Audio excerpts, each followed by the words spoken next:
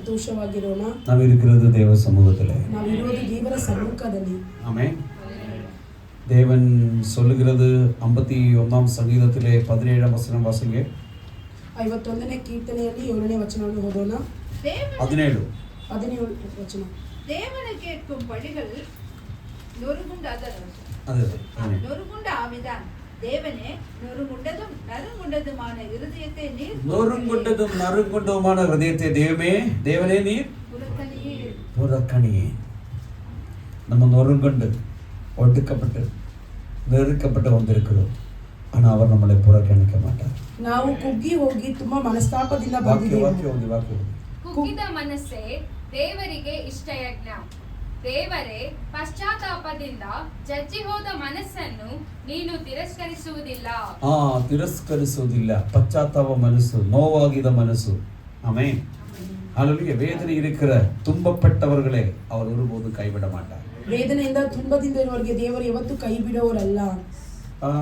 அவர் சங்கீத பகுதி எடுக்கும்போது அதை 3 பகுதியே சொன்னார். கீர்த்தனை ಭಾಗವನ್ನು ತೆಗೆಯುವಾಗ 3 ಭಾಗವಾಗಿ ಹೇಳಿದ್ರು. ஆனா 3ஆம் பாகத்தில் சொல்லப்படுகிற ஒரு வசனம் இது. 3ನೇ ಭಾಗದಲ್ಲಿ ಹೇಳುವ ಒಂದು ವಚನವಿದು. குறை இல்லாத எந்த மனுஷனும் இல்ல. ಕೊರತೆ ಇಲ್ಲದ ಯಾವ ಮನುಷ್ಯರೂ ಇಲ್ಲ. நம்மளுடைய குறைகளை ஆண்டவருடைய சமூகத்தில் ஒப்பு கொடுத்து ஜெபிக்கும் பொழுது ನಮ್ಮ ಕೊರತೆಗಳನ್ನು ದೇವರ ಸಮ್ಮುಖದಲ್ಲಿ ಒಪ್ಪಿಸಿ ನಾವು ಪ್ರಾರ್ಥಿಸುವಾಗ கர்த்தர் பெரிய காரியங்களை செய்ய வல்லமையுள்ளவராய் இருக்கிறார். ದೇವರು ದೊಡ್ಡ ಕಾರ್ಯಗಳನ್ನು ಮಾಡಲು ಶಕ್ತರಾಗಿದ್ದಾರೆ. ஆமென். ஹல்லேலூயா.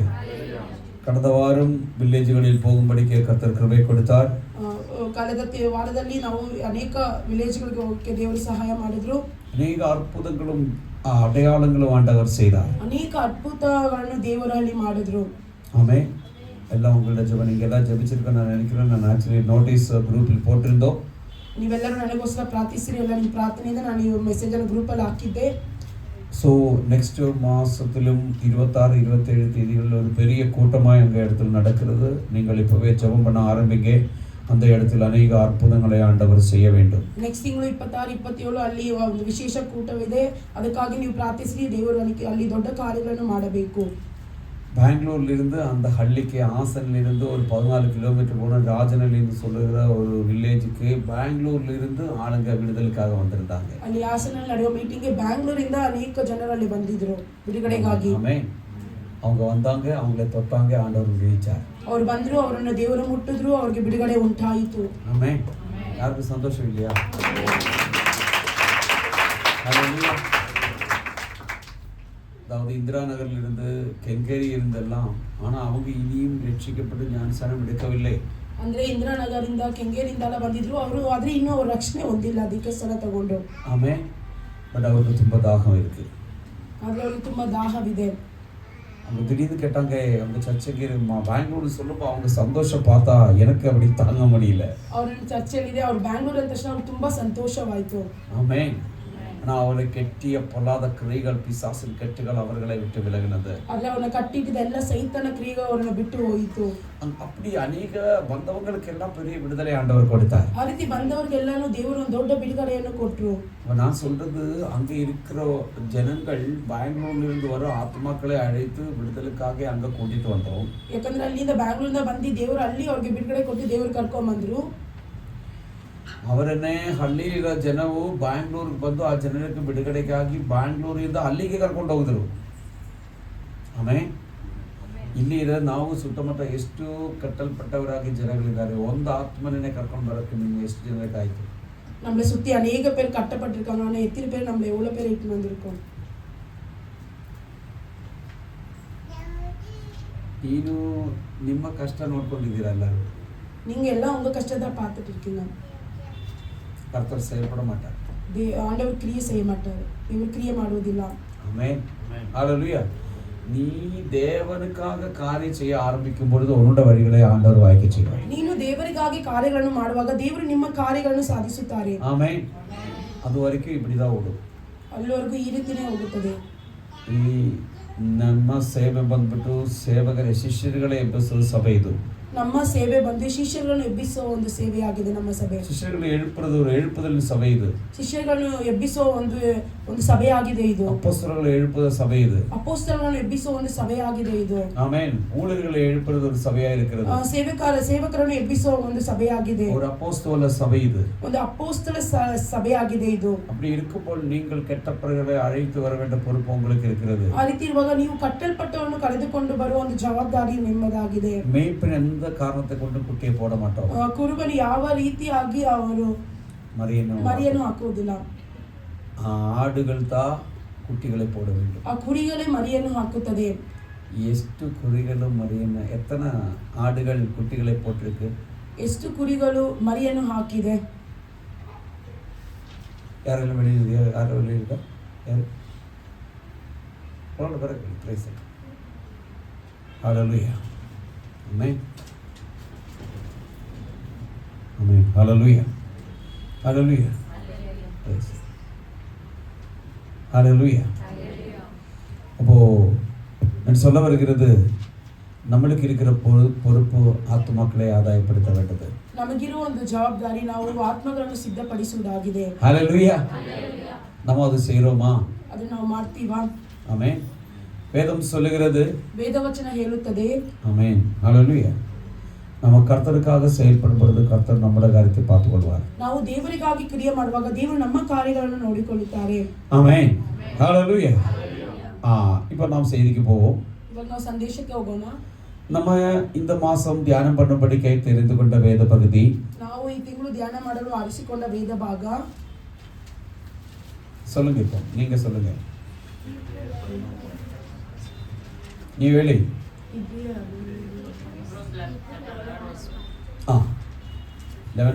11th verse 1. ഈ എബ്രയർ 11 அதிகாரம் 1 வசனத்தில் இருந்து நான் 2 காரியம் உங்களோடு பேசும்படிக்காய் ஆயத்தமானேன். ಇಬ್ರಿಯರ್ 11ನೇ ಅಧ್ಯಾಯದಿಂದ ನಾನು 2 ಕಾರ್ಯಗಳು ನಿಮ್ಮಲ್ಲಿ ಮಾತನಾಡಲು ನಾನು ಸಿದ್ಧವಾದೆ. அதிலே அந்த வசனத்தை 2 பகுதியை நாம் பிரிக்கலாம். ಆ ವಚನವನ್ನು ನಾವು 2 ಭಾಗಗಳಾಗಿ ವಿಂಗಡಿಸಬಹುದು. ஒன்றாம் பகுதி, 1ನೇ ಭಾಗ நம்பப்படுகிறவைகளின் உறுதி. ನಾವು ನಂಬುವವರ ಬಗ್ಗೆ ಇರುವ ನಿರೀಕ್ಷೆ. ஆமென். இரண்டாவது பகுதி, காணப்படாதவற்றின் நிச்சயம். ನಾವು ಕಾಣದೇ ಇರುವುದರ ಬಗ್ಗೆ ಇರುವ ಭರವಸೆ. ஆமென். நம்பப்படுகிறவைகளின் உறுதியை பற்றி நான் போன வாரம் உங்களிடத்தில் பேசினோம். ನಾವು ನಂಬುವವರ ಬಗ್ಗೆ ಇರುವ ನಿರೀಕ್ಷೆಗಳ ಬಗ್ಗೆ ನಾನು ನಿಮಗೆ ಹೋದವಾರ ಮಾತನಾಡಿದೆ. இன்னைக்கு நாம் தியானம் பண்ணும்படிக்காய் தெரிந்து கொண்டது, ಇವತ್ತು ನಾವು ಧ್ಯಾನ ಮಾಡಲು ಆರಿಸಿಕೊಂಡಿದ್ದು ಕಾಣಪಡದವற்றிನ ನಿಶ್ಚಯ. ನಾವು ಕಾಣದಿರುವಗಳ ನಿಜವೆಂದು, ಕಾಣದ ವಿಷಯಗಳ ಬಗ್ಗಿನ ನಿಶ್ಚಯ, ಕಾಣದವುಗಳ ನಿಜವೆಂದು ತಿಳಿದುಕೊಳ್ಳುವುದು. ಆಮೆನ್. ஹalleluya. அப்ப காணாத காரியங்களை குறித்து நாம் விசுவாசிக்க வேண்டும். ನಾವು ಕಾಣದೇ ಇರುವ ವಿಷಯಗಳ ಬಗ್ಗೆ ನಾವು ನಂಬಬೇಕು. ஆமென். ஹalleluya. காணப்படாதவற்றின் நிச்சயம், the evidence of things not seen. KJV-யில் அப்படி சொல்லப்பட்டிருக்கிறது. ಕಾಣದವುಗಳ ನಿಜವೆಂದು ತಿಳಿದುಕೊಳ್ಳುವುದಾಗಿದೆ. KJV வெர்ஷன் இங்கிலீஷ்ல, KJV version ಇಂಗ್ಲಿಷ್ ಅಲ್ಲಿ, the evidence of things not seen. the evidence of things not seen. ஆமென். அப்படினா எவிடன்ஸ் ன்னு சொன்னா என்ன? ಹಂಗಂದ್ರೆ ಎವಿಡೆನ್ಸ್, ಆಧಾರಗಳಂದ್ರೆ ಏನು? ஆமென். தமிழ் என்ன சொல்லுது? தெளிவு. மலையாளத்தில் தெளிவு இல்லையா? தெளிவு. தெளிவு இல்லனா ஆதாரம். ஆமென்.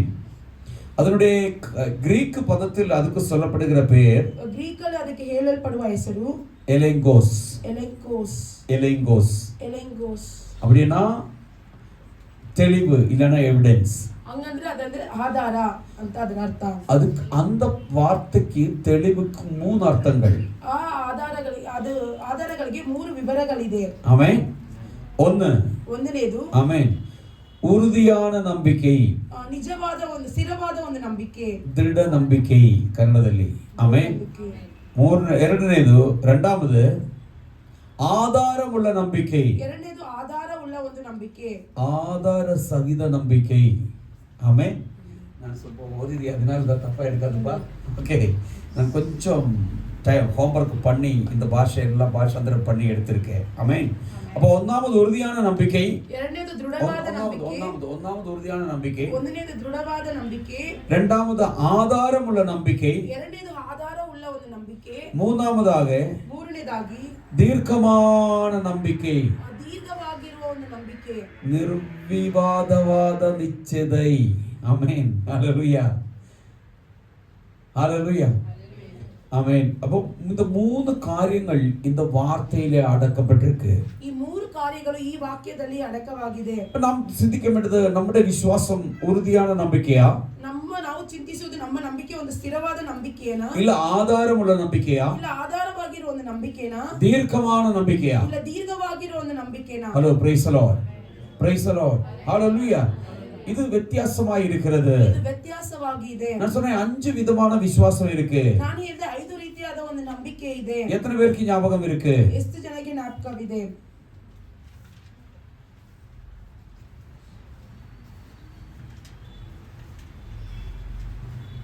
Hello, praise the Lord.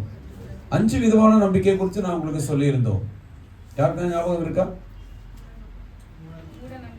மூட நம்பிக்கை, கூடத்தனமான நம்பிக்கை,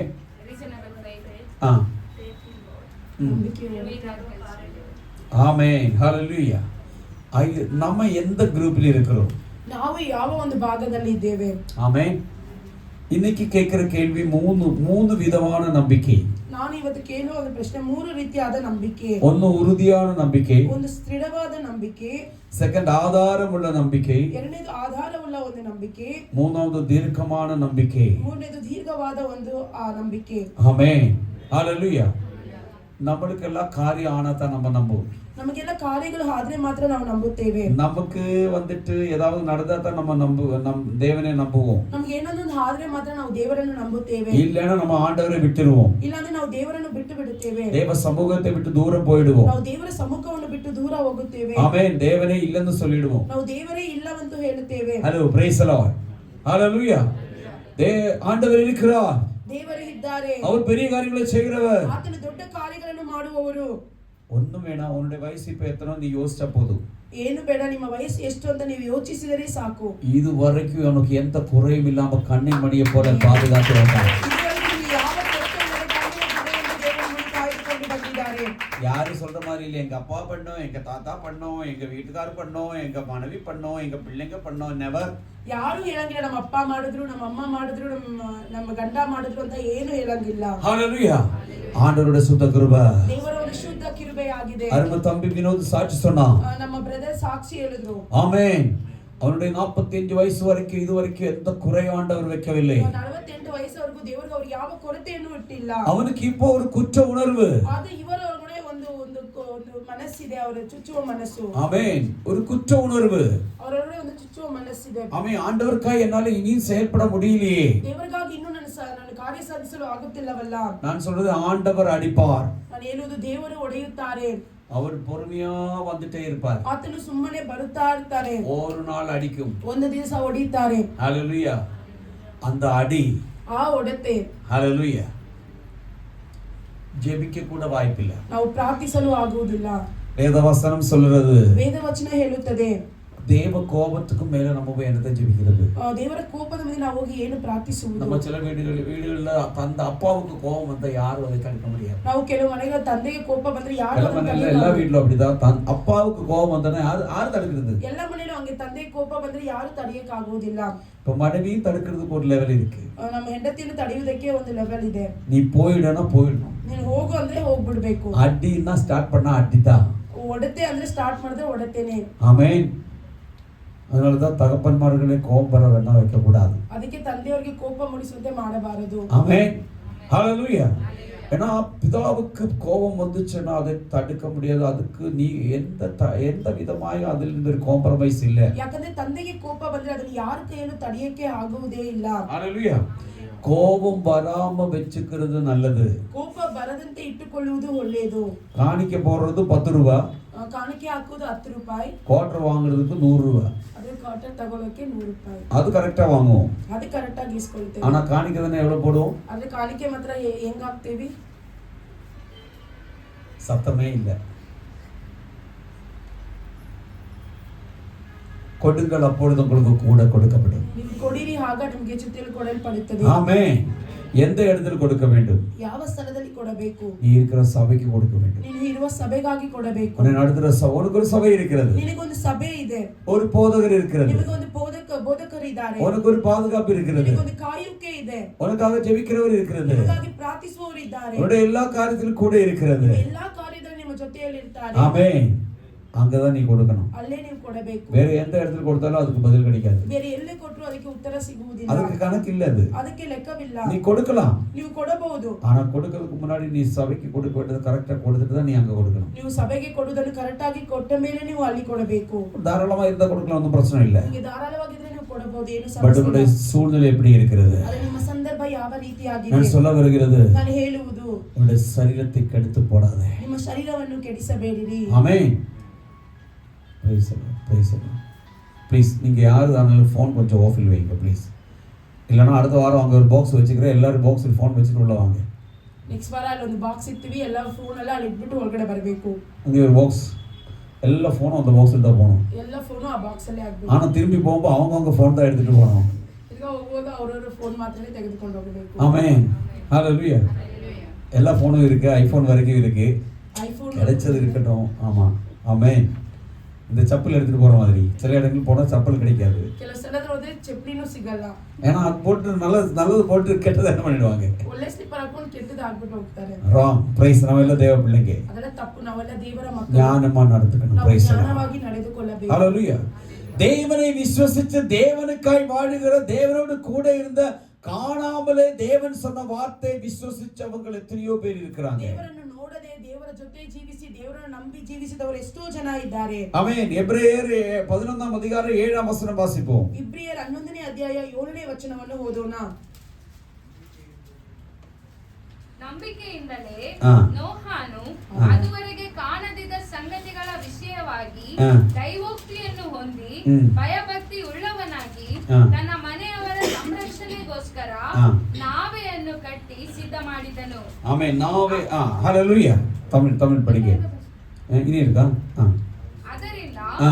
ಅವನು ಆ. ಲೋಕದವರನ್ನು ದಂಡನೆಗೆ ಪಾತ್ರರೆಂದು ನಿರ್ಣಯಿಸಿಕೊಂಡು ನಂಬಿಕೆಯ ಫಲವಾದ ನೀತಿಗೆ ಬಾಧ್ಯನಾದನು. ஆமென். ஹல்லேலூயா. கன்னட தமிழ் படிங்க. விசுவாசத்தினாலே நோவா தற்காலத்திலே காணாதவைகளை குறித்து தேவ எச்சரிப்பு பெற்று பயபக்தி உள்ளவனாகி தன் குடும்பத்தை ரட்சிப்பதற்கு பேழையை உண்டு பண்ணினான். ஆமென். அதனாலே அவன் உலகம் ஆக்கணிக்குள்ளானதென்று தீர்த்து விசுவாசத்தினால் உண்டாகும் நீதிக்கு சுதந்திர வழியானான். ஆமென். ஹல்லேலூயா. மழை ஒரு காலத்திலும் அவன் கண்டிட்டில்லாத அந்த காலத்திலே ಮಳೆಯನ್ನು ಕಾಣದ ಒಂದು ಕಾಲದಲ್ಲಿ ஆமென் தேவன் சொன்னார், ದೇವರು ಹೇಳಿದರು, தண்ணீனாலே இந்த பூமியை நான் அழிக்க போறேன். ನೀರಿನಿಂದ ಈ ಭೂಮಿಯನ್ನು ನಾನು ನಾಶ நோவா ಮಾಡುತ್ತೇನೆ. அது காணாமல் இருந்துட்டும், ನೋಹನು ಅದನ್ನು ಕಾಣದೇ ಇದ್ದು, ஆமென், தேவனுடைய வார்த்தையை நம்பி அவன் ஒரு பெட்டகத்தை உண்டாக்கினான், பேடையை உண்டாக்கினான். ಅದು ದೇವರ ಮಾತನ್ನು ನಂಬಿ ಒಂದು ನಾವೆಯನ್ನು ಉಂಟು ಮಾಡಿದನು. ஹல்லேலூயா. அப்படி நடக்குமா தெரியல, சான்சஸ் இல்ல. நம்மளை பொறுத்த வரைக்கும் நம்மள 100 தடவை யோசிப்போம். ಅದು ನಡೆಯಕ್ಕೆ ಸಾಧ್ಯ. ನಾವಾದ್ರೆ ಅದರ 100ಕ್ಕಿಂತ ನಾವು ಯೋಚನೆ ಮಾಡುತ್ತೇವೆ. அவன் இப்படி ஆகுமா, ಇದು ಹಾಕುತ್ತಾ ಈ ರೀತಿ சும்மா சொல்லுவாரு. ಸುಮ್ಮನೆ ಹೇಳ್ತಾರೆ. நமக்கெல்லாம் நினைவே பட்டணத்துக்கு அனுப்பின ஒருத்தர் இருக்கிறார் இல்லையா? ನಮಗೆಲ್ಲ ನಿನವೆ ಪಟ್ಟಣಕ್ಕೆ ಕಳಿಸಿದವರು ಇದ್ದಾರಲ್ಲ, யாருக்கு தெரியுமா? யோனா சுபாவம் நம்மளுக்கு. ಈ ಒಂದು ಯೋನನ ಸ್ವಭಾವ ನಮಗೆ. நீ மடிவாளைக்கு போன்னு சொன்னா நம்ம மடிவாளைக்கு போகும்போது பொம்மனலிக்கு போயிடுவோம். ನಮಗೆ ಮಡಿವಾಳಕ್ಕೆ ಹೋಗಿ ಕೇಳಿದ್ರೆ ನಾವು ಬೊಮ್ಮನಲ್ಲಿಗೆ ஏன்னா ಹೋಗುತ್ತೇವೆ. என்ன சொன்னாலும் ஆப்போசிட் தான் நம்ம பண்ணுவோம். ಯಾಕಂದ್ರೆ ಏನ್ ಹೇಳಿದ್ರು ಆಪೋಸಿಟ್ ಆಗಿ ನಾವು ಮಾಡುತ್ತೇವೆ. ஆமென். ஹல்லேலூயா. ஆமென். ஹல்லேலூயா. என்ன சொன்னாலும் அதுக்கு ஆப்போசிட் தான் நம்ம செய்வோம். ಏನ್ ಹೇಳಿದ್ರು ಅದಕ್ಕೆ ಆಪೋಸಿಟ್ ಆಗಿ ನಾವು ಮಾಡುತ್ತೇವೆ. ஹல்லேலூயா. ಈ ಸ್ವಭಾವ ಚೇಂಜ್ ಆಗணும். ಈ ಸ್ವಭಾವ ನಮ್ಮನ್ನು ಬಿಟ್ಟು ಹೋಗಬೇಕು. நோவா எத்தனை வயசு ಈ நோவா எத்தனை வயசு வரைக்கும் வாழ தெரியுமா? ನೋಹನು ಎಷ್ಟು ವಯಸ್ಸಿನವರೆಗೂ ಬದುಕಿದ್ರು ಗೊತ್ತಾ? 400 300 600 தேடாது. அது உங்களுக்கு ஹோம்ஒர்க். லாஸ்ட் வீக் ஒரு ஹோம்ஒர்க் கொடுத்தோம், நீங்கள் யாரும் செய்யல. ஏன்னா உங்களுக்கு டைம் இல்லை. செஞ்சு ஒரு ஆள் செஞ்சோமா, யாராவது செஞ்சோம்? 1 2 3 பேருக்கு தான் டைம் இருந்துச்சு. 4. ஓ வெரி குட். 5. ஆமென். 5 பேர். ஆமென். சங்கீத பகுதி 5ஆக பிரிச்சிருக்கு. அது யார் எத்தனை சங்கீதம் எழுதியிருக்கு, 50 சங்கீதம் யாரும் எழுதப்படலான்னு சொன்னோம். சொன்னோமா? நீங்கள் தேடணும். அப்புறமா அவர் சொன்னார், நம்ம ஸ்டான்லி பிரதர், கோரகின் புத்திரர்கள் 11 புஸ்தகம் எழுதியிருக்கேன்னு. நான் சொன்னோம் 10 தான் சொன்னோம். நீங்கள் அதுக்கெல்லாம் ஆமென். நாங்க சொல்ற வார்த்தை நீங்க தியானம் பண்ணணும். நீங்க வீட்டுக்கு செக் பண்ணணும் பைபிள்ல. ನಾನು ಹೇಳುವ ವಾಕ್ಯವನ್ನು ನೀವು ಹೋಗಿ ಚೆಕ್ ಮಾಡಬೇಕು, ಬೈಬಲನ್ನು ಧ್ಯಾನಿಸಬೇಕು. தவறுகள் வரலாம், ತಪ್ಪುಗಳು ಬರಬಹುದು. ஆமென். அதுக்கு சொல்லிட்டு வேணும்னே தப்பு சொல்ல மாட்டோம். ಅದಕ್ಕಂದ್ರೆ ನಾವು ಬೇಕಂದ್ರೆ ತಪ್ಪು ಅಂತ ಹೇಳುವ. நாம் வேதத்தின் ஆழங்களை நாம் புரிந்து கொண்டு நாம் தியானம் பண்ண வேண்டும். ದೇವರ ವಚನಗಳ ಬಗ್ಗೆ ಆಳವಾಗಿ ನಾವು ಅರಿತುಕೊಂಡು ಧ್ಯಾನಿಸಬೇಕು. ஆமென். நோவா அந்த இடத்தில் பார்க்க 120 வருஷம் ஆன பிறகு அவனுக்கு சொல்லுகிற வார்த்தை இது, ஒரு பேடையை உண்டாக்க வேண்டும். ನೋಡಿ, ನೋವನಿಗೆ 120 ವರ್ಷದ ಮೇಲೆ ಅವನಿಗೆ ಹೇಳಲ್ಪಡುವ ಒಂದು ವಾಕ್ಯ ಇದು, ಒಂದು ನಾವೆಯನ್ನು ಉಂಟು ಮಾಡಬೇಕು. ஆமென். ஹalleluya. அவருக்கு மனசு தாங்கல, ಅವರಿಗೆ ಮನಸ್ಸು ಸಹಿಸಲಿಲ್ಲ. ஹalleluya. அவருக்கு துக்கமாகிறது, ಅವರಿಗೆ ದುಃಖವಾಗುತ್ತಿದೆ. அவர் ஆண்டவர் வந்துட்டு நோவாவை பார்த்து சொல்லுகிறார். ಆ ದೇವರು ಬಂದು ನೋಹನ ನೋಡಿ ಹೇಳುತ್ತಾರೆ, ஆமென். இதெல்லாம் உருவாக்குனதிலே நான் துக்கமாய் இருக்கிறேன். ನಾನು ತುಂಬಾ ದುಃಖವಾಗಿದ್ದೇನೆ. ஆமென். அதாவது ஆதியாகமம் 6ஆம் அதிகாரம் 7ஆம் வசனம். ஆதிகாண்ட 6ನೇ ಅಧ್ಯಾಯ 7ನೇ ವಚನ. அப்பொழுது கர்த்தர், நான் சிருஷ்டித்த மனுஷனை பூமியின் மேல் வைக்காமல் மனுஷன் முதற்கொண்டு மிருகங்கள், ஊரும் பிராணிகள், ஆகாயத்து பறவைகள் பரியந்தமும் உண்டாயிருக்கிறவைகளை நிக்கிரகரம் பண்ணுவேன். நான் அவர்களை உண்டாக்கினது எனக்கு மனஸ்தாபமாய் இருக்கிறது. ஆமென். நான் அவைகளை உருவாக்குனதில் மனஸ்தாபமாய் இருக்கிறது. ನಾನು ಅವರನ್ನು ಉಂಟು ಮಾಡಿದ್ದು ಪಾಶ್ಚಾತ್ತಾಪ ಪಡುತ್ತೇನೆ. ಓದಿ. ಯೆಹೋವನು, ನಾನು ಸೃಷ್ಟಿಸಿದ ಮನುಷ್ಯ ಜಾತಿಯನ್ನು ಭೂಮಿಯ ಮೇಲಿನಿಂದ ಅಳಿಸಿ ಬಿಡುವೆನು. ಅದನ್ನು ಉಂಟು ಮಾಡಿದ್ದಕ್ಕೆ ನನ್ನಲ್ಲಿ ಪಶ್ಚಾತ್ತಾಪ ಹುಟ್ಟಿತು. ಆಮೆನ್. இன்னைக்கு நாம் யோசிக்க வேண்டியது, ಇವತ್ತು ನಾವು ಯೋಚಿಸುವುದು, நாம் தேவ பிள்ளையின் உண்மையா வாழ்றோமா இல்லையா? ನಾವು ದೇವರ ಮಕ್ಕಳೆಂದು ನಿಜವಾಗಿ ಜೀವಿಸುತ್ತೇವಾ ಅಲ್ವಾ? ஹலோ, உண்மையிலே தேவ பிள்ளைகளை நம்ம வாழ்றோமா? ನಿಜವಾಗಿ ನಾವು ದೇವರ ಮಕ್ಕಳಾಗಿ இல்ல ಜೀವಿಸುತ್ತೇವಾ? இவர்களை பிள்ளைகளாய் மாற்றினதில் நான் மனஸ்தாபமாய் இருக்கிற அளவுக்கு மோசமாய் இருக்கிறோமா? ಇಲ್ಲ ನಾವು ಮನಸಾರ ಹೊಂದುವಷ್ಟು ನಾವು ಮೋಸವಾಗಿದ್ದೇವಾ? Hello, praise the Lord. அப்படி மனஸ்தாபப்படுற மாதிரி இருந்தால் நம்மளை நாம் திருத்த வேண்டும். ಆ ರೀತಿ ನಾವು ಮನಸ್ಸಾರ ಪಡುವವರಾದರೆ ನಮ್ಮನ್ನು ತಿದ್ದುಕೊಳ್ಳಬೇಕು. தேவனுக்கு பிரியமில்லாத செய்யக்கூடாது. ದೇವರಿಗೆ ಪ್ರಿಯವಿಲ್ಲದ ಕಾರ್ಯಗಳು ಮಾಡಬಾರದು. தேவனுக்கு பிரியமில்லாத வழியில் போகக்கூடாது. ದೇವರಿಗೆ ಪ್ರಿಯವಿಲ್ಲದ ದಾರಿಯಲ್ಲಿ ಹೋಗಬಾರದು. ஒன்றாம் சங்கீதம் சொல்லப்படுகிறது, 1ನೇ ಕೀರ್ತನೆ ಹೇಳಲ್ಪಡುತ್ತದೆ, துர்மார்கிகளின் ஆலோசனைப்படி ನಡೆಯಾமலும் ದುಷ್ಟರ ಆಲೋಚನೆಯಂತೆ ನಡೆಯದೆ, பாவிகள் உட்காரும் இடத்தில் உட்காராமலும், ಪಾಪಾತ್ಮರು ಕುತ್ತುಕೊಳ್ಳುವ ದಾರಿಯಲ್ಲಿ ಕುತ್ತುಕೊಳ್ಳದೆ, பரிகாசகாரிகள் இருக்கிற இடத்தில் இல்லாமலும், ಪರಿಹಾಸದ ದಾರಿ ನಿಂತುಕೊಳ್ಳುವ உட்காரும் இடத்தில் உட்காராமலும், ಅವರು ಕುತ್ತುಕೊಳ್ಳುವ ಸ್ಥಳದಲ್ಲಿ ಕುತ್ತುಕೊಳ್ಳದೆ, தேவனுடைய வேதத்தில் இரவும் பகலும் தியானம் பண்ணுகிற மனுஷன் தான் பாக்கியவான். ಯೆಹೋವನ ಧರ್ಮಶಾಸ್ತ್ರದಲ್ಲಿ ಆನಂದ ಪಡುವವನಾಗಿರುವನೇ ದೇವರ ಮನುಷ್ಯನು. ஆமென். அவன் பாக்கியவான். ಆತನು ಭಾಗ್ಯವಂತನು. நாம் அப்படி பண்றோமா? ಆ ರೀತಿ ನಾವು ಮಾಡುತ್ತೇವಾ? ஆமென். இந்த மனுஷனை குறித்து தேவனுக்கு ஒரு சாட்சி இருக்கு, நோவாவை குறித்து. ಈ ನೋವನ ಬಗ್ಗೆ ದೇವರಿಗೆ ಒಂದು ಸಾಕ್ಷಿ ಉಂಟು. ஆமென். ஹalleluya. நோவாவை குறித்து வேதம் சொல்லுகிறது, ನೋವನ ಬಗ್ಗೆ ವೇದವಚನ ಹೇಳುತ್ತದೆ. ஆமென். 9ஆம் வசனம் வாசிங்க. ஆதியாகமம் 6ஆம் அதிகாரம் 9ஆம் வசனம். ಆದಿಕಾಂಡ 6ನೇ ಅಧ್ಯಾಯ 9ನೇ ವಚನ ಓದೋಣ. நோவாவுக்கோ கர்த்தருடைய கண்களில் கிருபை கிடைத்தது. ஆமென். நோவாவுக்கு கர்த்தருடைய கண்களுக்கு தயவு கிடைத்தது. ನೋವನಿಗೆ ದೇವರ ಕಣ್ಣಲ್ಲಿ ದಯೆ ದೊರೆತಿತು. நோவாவின் வம்ச வரலாறு. நோவா தன் காலத்தில் இருந்தவர்களுக்குள்ளே நீதிமானும் உத்தமனுமாய் இருந்தான். ஹalleluya. அவன் காலத்தில் அவன் நீதிமானும் உத்தமனுமாய் இருந்தான். ನೋವನು ತನ್ನ ಕಾಲದಲ್ಲಿ ತಪ್ಪಿಲ್ಲದವನು ನೀತಿವಂತನೂ ಆಗಿದ್ದನು. நெக்ஸ்ட்.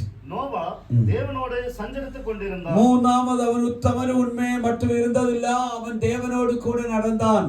ಮೂರನೇದು, ಅವನು ದೇವರೊಂದಿಗೆ ಅನ್ಯೋನ್ಯವಾಗಿ ನಡೆದುಕೊಂಡನು. ஆமென். நம்ம பார்த்தா இப்படி போட்டு இப்படி அடிச்சு, ನಾವು ನೋಡಿ ಹಿಂಗ್ ಹಾಕಿ ಹಿಂಗ್ ಹೊಡೆದು அதை எடுத்து ಅದನ್ನು ತೆಗೆದು யார் பார்த்துட்டே இருக்கிறாரு? ಯಾರು ನೋಡ್ತಾನೆ ಇದ್ದಾರೆ? நம்ம பொண்டாட்டி பார்க்கறது இல்ல, ನಮ್ಮ ಹೆಂಡತಿ ನೋಡುವುದಿಲ್ಲ, நம்ம பிள்ளைங்க பார்க்கறது இல்ல, ಮಕ್ಕಳು ನೋಡುವುದಿಲ್ಲ, நம்ம பாஸ்டர் பார்க்கறது இல்ல, ನಮ್ಮ ಪಾಸ್ಟರ್ ನೋಡುವುದಿಲ್ಲ, நம்ம விசுவாசிங்க பார்க்கறது இல்ல, ನಮ್ಮ ವಿಶ್ವಾಸಿಗಳು ನೋಡುವುದಿಲ್ಲ, நம்ம ஜாமா யாரும் பார்க்கறது இல்லைன்னு சொல்லிட்டு இப்படி எடுக்கிறோம். ನಾವು ನಮ್ಮನ್ನು ಯಾರು ನೋಡುವುದಿಲ್ಲ ಅಂತ ಹಿಂಗ್ ಹೊಡೆದಿಂದ ತೆಗೆದುಕೊಳ್ಳುತ್ತೇವೆ. ஆமென். எவ்வளவு தாகமா குடிக்கிறோம்ப்பா, ಎಷ್ಟು ದಾಹವಾಗಿ ಕುಡಿಯುತ್ತೇವೆ ಅಪ್ಪ. அதெல்லாம் ஆண்டவர் பார்த்து ரெக்கார்ட் பண்ணிட்டே இருக்கிறார். ಇದನ್ನೆಲ್ಲ ದೇವರು ನೋಡಿ ಎಲ್ಲ ರೆಕಾರ್ಡ್ ಮಾಡ್ತಾನೆ ಇದ್ದಾರೆ. ஆமென். ನೀವು ಸೇವ್ பண்ணி இருந்தால் இன்னைக்கு 2 பில்டிங் வாங்கி இருக்கலாம். ನೀವು ಅದನ್ನ ಸೇವಿಂಗ್ಸ್ ಮಾಡಿದ್ರೆ ಇವತ್ತು 2 ಬಿಲ್ಡಿಂಗ್ ನೀವು ತಗೊಂಡಿರಬಹುದಾಗಿತ್ತು. ஆமென். ஆனால் உன் சரீரத்தை கெடுத்திக் கொண்டு நீ வாழும். ಆದ್ರೆ ನಿನ್ನ ಶರೀರವನ್ನು ಕೆಡಿಸಿಕೊಂಡು ನೀನು ಜೀವಿಸುತ್ತಿದ್ದೀಯಾ. அப்ப நான் சொல்றது, தேவன் இன்னைக்கு நம்மளை குறித்து ஒரு சாட்சி சொல்லணுமானால் அந்த அளவுக்கு நாம் இருக்கிறோமா? ಇವತ್ತು ನಾನು ಹೇಳುವುದು ದೇವರು ನಮ್ಮ ಬಗ್ಗೆ ಸಾಕ್ಷಿ ಹೇಳಬೇಕಾದ್ರೆ ಆ ರೀತಿ ನಾವು ಇದ್ದೇವಾ? ஆமென். ஆனா நோவாவை குறித்து ஆண்டவர் சொல்லுகிறார், ಆದ್ರೆ ನೋವನ ಬಗ್ಗೆ ದೇವರು ಹೇಳುತ್ತಾರೆ, அவன் உத்தமனும் உண்மையாய் இருக்கிறான், ಅವನು ನೀತಿವಂತನು ಉತ್ತಮನು ಆಗಿದ್ದಾರೆ, அவன் தேவனோடு கூட நடந்தான். ಅವನು ದೇವರೊಂದಿಗೆ ಅನ್ಯೋನ್ಯವಾಗಿ ನಡೆದು, தேவனோடு கூட நடக்கணுமானால் நீ பரிசுத்தமாய் இருக்க வேண்டும். ದೇವರೊಂದಿಗೆ ನೀನು ನಡೆಯಬೇಕಾದ್ರೆ ಪರಿಶುದ್ಧವಾಗಿರಬೇಕು, நீ சுத்த ஹிருதயமுள்ளவனாய் இருக்க வேண்டும். ಶುದ್ಧ ಹೃದಯವುಳ್ಳವನಾಗಿರಬೇಕು. உன்னுடைய காரியங்கள் தேவன் வாய்க்க செய்யணுமானால் நீ தேவனோடு கூட நடக்க வேண்டும். ನಿಮ್ಮ ಕಾರ್ಯಗಳನ್ನು ದೇವರು ಸಫಲ ಮಾಡಬೇಕಾದ್ರೆ ನೀವು ದೇವರೊಂದಿಗೆ நீ ನಡೆಯುವವರಾಗಿರಬೇಕು. இன்னைக்கு கஷ்டத்திலும் நெருக்கத்திலும் வேதனையிலும் வறுமையிலும் பத்தாக்குள்ளும் வியாதியிலும் பலவீனத்திலும் இருக்கிறதுக்கு காரணம் நீ தேவனை விட்டு தூரமாய் போயிருக்க. ನೀನು ಕಷ್ಟದಲ್ಲಿ ವ್ಯಾಧಿಯಲ್ಲಿ ಸಂಕಟದಲ್ಲಿ ಇರುವುದಕ್ಕೆ ಕಾರಣ ಇವತ್ತು ನೀನು ದೇವರನ್ನು ಬಿಟ್ಟು ದೂರವಾಗಿದ್ದೀಯಾ. ஆமென். ஆனா ஆண்டவர் தீர்மானம் எடுத்து நோவாவின் குடும்பத்தை ரட்சிக்கும்படிக்காய் ஆண்டவர் திட்டம் போட்டார். ದೇವರೊಂದು ತೀರ್ಮಾನವನ್ನು ನೋವನ್ನು ಅವರ ಕುಟುಂಬವನ್ನು ಕಾಯಬೇಕೆಂದು, ஆமென். அதுக்காக ஒரு பேடியை அவர் உண்டு பண்ண சொல்லுகிறார். ಅದಕ್ಕಾಗಿ ಒಂದು ನಾವೆಯನ್ನು ಉಂಟು ಮಾಡಲು ಹೇಳುತ್ತಾರೆ. நோவா அங்க யாரையும் டிபெண்ட் பண்ணல. ನೋವನ್ನು ಯಾರನ್ನು ಅಲ್ಲಿ ಡಿಪೆಂಡ್ ಮಾಡ್ಕೊಂಡಿಲ್ಲ. ஓ, இந்த இடத்துல பேடியை நான் எழுப்ப வேண்டும், கட்ட வேண்டும். ಈ ಸ್ಥಳದಲ್ಲಿ ಒಂದು ನಾವೆಯನ್ನು ಎಬ್ಬಿಸಬೇಕು, ಕಟ್ಟಬೇಕು. இந்த பகுதியில் உண்மையான ஆலயத்தை கட்டும்படிக்காய் ஆண்டவர் நம்மளுக்கு ஒப்பு கொடுத்திருக்கிறார். ಈ ಸ್ಥಳದಲ್ಲಿ ಒಂದು ನಿಜವಾದ ಆಲಯವನ್ನು ಕಟ್ಟುವುದಕ್ಕಾಗಿ ದೇವರು ನಮಗೆ ಜವಾಬ್ದಾರಿಯನ್ನು ಕೊಟ್ಟಿದ್ದಾರೆ. நாம் அதை செய்யறோமா? ಅದನ್ನ ನಾವು ಮಾಡುತ್ತೇವಾ? நமக்கெல்லாம் நல்லது வேணும்னு நினைக்கிறோம். ನಮಗೆಲ್ಲ ಒಳ್ಳೆಯದು ಬೇಕು ಅಂತ ನಾವು ಅನ್ಕೊಳ್ತೇವೆ. ஆனா இருட்டில் இருக்கிற ஒரு ஆத்மாவை ரட்சிக்க கொண்டு வரும்படிக்கு யாரும் ஆயத்தம் இல்ல. ಆದ್ರೆ ಕತ್ತಲೆಯಲ್ಲಿರುವ ಜನರನ್ನು ನಾವು ಬೆಳಕಿಗೆ ತೆಗೆದುಕೊಂಡು ಬರಲು ಯಾರು ಸಿದ್ಧರಿಲ್ಲ. நம்ம ஆண்டவரோடு கூட நடக்கிறோமா? ನಾವು ದೇವರೊಂದಿಗೆ ನಡೆಯುತ್ತೇವಾ? நம்ம உத்தமமா இருக்கிறோமா? ನಾವು ನಿಜಸ್ಥರಾಗಿದ್ದೇವಾ? நீதி உள்ளவராய் இருக்கிறோமா? ನಾವು ನೀತಿವಂತರಾಗಿದ್ದೇವಾ? உன்னுடைய பொறுப்பு என்ன? ನಿಮ್ಮ ಜವಾಬ್ದಾರಿ ಏನು? நின்னை குறித்து கர்த்தர் என்ன விரும்புகிறார்? ನಿಮ್ಮ ಬಗ್ಗೆ ದೇವರು ಏನು ಇಷ್ಟಪಡುತ್ತಾರೆ? இந்த நாளில் தேவனுடைய பிள்ளையே நம்முடைய காரியங்களை நாம் மாற்ற வேண்டும். ದೇವರ ಮಕ್ಕಳ ಈ ದಿನದ ನಮ್ಮ ಕಾರ್ಯವನ್ನು ಬದಲಾಯಿಸಬೇಕು. 13 வசனம் வாசிங்க. 13ನೇ ವಚನವನ್ನು ಓದೋಣ. அப்பொழுது தேவன் ம். நோவாவை நோக்கி, ம். மாம்சமான யாவரின் முடிவும் ம். எனக்கு முன்பாக வந்தது. ம். அவர்களாலே ம். பூமி கொடுமையினால் நிறைந்தது. அவர்களாலே பூமி கொடுமையினால் நிறைந்தது. ಲೋಕವು ಅನ್ಯಾಯದಿಂದ ತುಂಬಿತ್ತು. ஆமென். ஹalleluya. பூமி கொடுமையினால் நிறைந்தது. ಭೂಮಿಯು ಅನ್ಯಾಯದಿಂದ ತುಂಬಿತು. நான் அவர்களை பூமியோடும் கூட ம். அழித்து போடுவேன். அவ பூமியோடு சேர்த்து நான் அவர்களை அழித்து போடும். அழித்து போடும். ನಾನು ಭೂಮಿಯೊಂದಿಗೆ ಸೇರಿ ಅವರನ್ನು ನಾಶ ಮಾಡಿಬಿಡುತ್ತೇನೆ. ஆமென். ஹalleluya. நம்மளோட ஆண்டவர் சொன்னது, நான் உன்னை வாழ வைப்பேன். ನಮ್ಮ ಮುಂದೆ ದೇವರು ಹೇಳಿದ್ದು, ನಾನು ನಿನ್ನನ್ನು ಜೀವಿಸುವಂತೆ ಮಾಡುತ್ತೇನೆ, நான் உன்னோட கூட இருப்பேன், ನಾನು ನಿನ್ನ ಜೊತೆಯಲ್ಲೇ ಇರುತ್ತೇನೆ, நீ கூப்பிடும் நான் உன்னிடத்தில் வருவேன். ನೀನು ಕರೆಯುವಾಗ ನಿನ್ನ ಹತ್ತಿರ ಬರುತ್ತೇನೆ. இன்னைக்கு உங்களுடைய சத்தத்தை அவர் கேட்காமல் இருந்தால் அதுக்கு காரணம், ಇವತ್ತು ನಿಮ್ಮ ಶಬ್ದವನ್ನು ಆತನು ಕೇಳದೇ ಇರುವುದಕ್ಕೆ ಕಾರಣ, உனக்கு நெருக்கம் வந்ததுக்கு காரணம், ನಿಮಗೆ ಕಷ್ಟ ಬಂದಿದ್ದಕ್ಕೆ ಕಾರಣ, உனக்கு வறுமை வந்ததுக்கு காரணம், ನಿನಗೆ ಹಣದ ಕೊರತೆ ಬಂದಿದ್ದಕ್ಕೆ ಕಾರಣ, நீ தேவன சமூகத்தை விட்டு தூரம் இருக்கு. ನೀನು ದೇವರ ಸಮ್ಮುಖವನ್ನು ಬಿಟ್ಟು ದೂರವಾಗಿದ್ದೀಯಾ? ஹலோ, ஆமாவா? இல்ல, நான் தூரம் இல்ல, நான் கூட இருக்கிறேன். ಇಲ್ಲ ಇಲ್ಲ, ನಾನು ದೂರ ಇಲ್ಲ, ನನ್ನ ಜೊತೆಯಲ್ಲೇ நான் ಇದ್ದೀನಿ, கூடயே இருக்கிறேன். ನನ್ನ ಜೊತೆಯಲ್ಲೇ ಇದ್ದೀನಿ, நாம் கூட பிரயாணம் பண்ண வேண்டும். ಜೊತೆಯಲ್ಲಿ ಪ್ರಯಾಣ ಮಾಡಬೇಕು. நான் சொல்றது, நம்மளாலே எந்த அளவுக்கு பரிசுத்தமாய் உத்தமமாய் உண்மையாய் இருக்க முடியும்னு திட்டமா ஆண்டவருக்கு தெரியும். ನಮಗೆ ಎಷ್ಟರ ಮಟ್ಟಿಗೆ ನಾವು ಪರಿಶುದ್ಧರಾಗಿ ನಿಜಸ್ಥರಾಗಿರಬೇಕೆಂದು ದೇವರಿಗೆ ಗೊತ್ತು.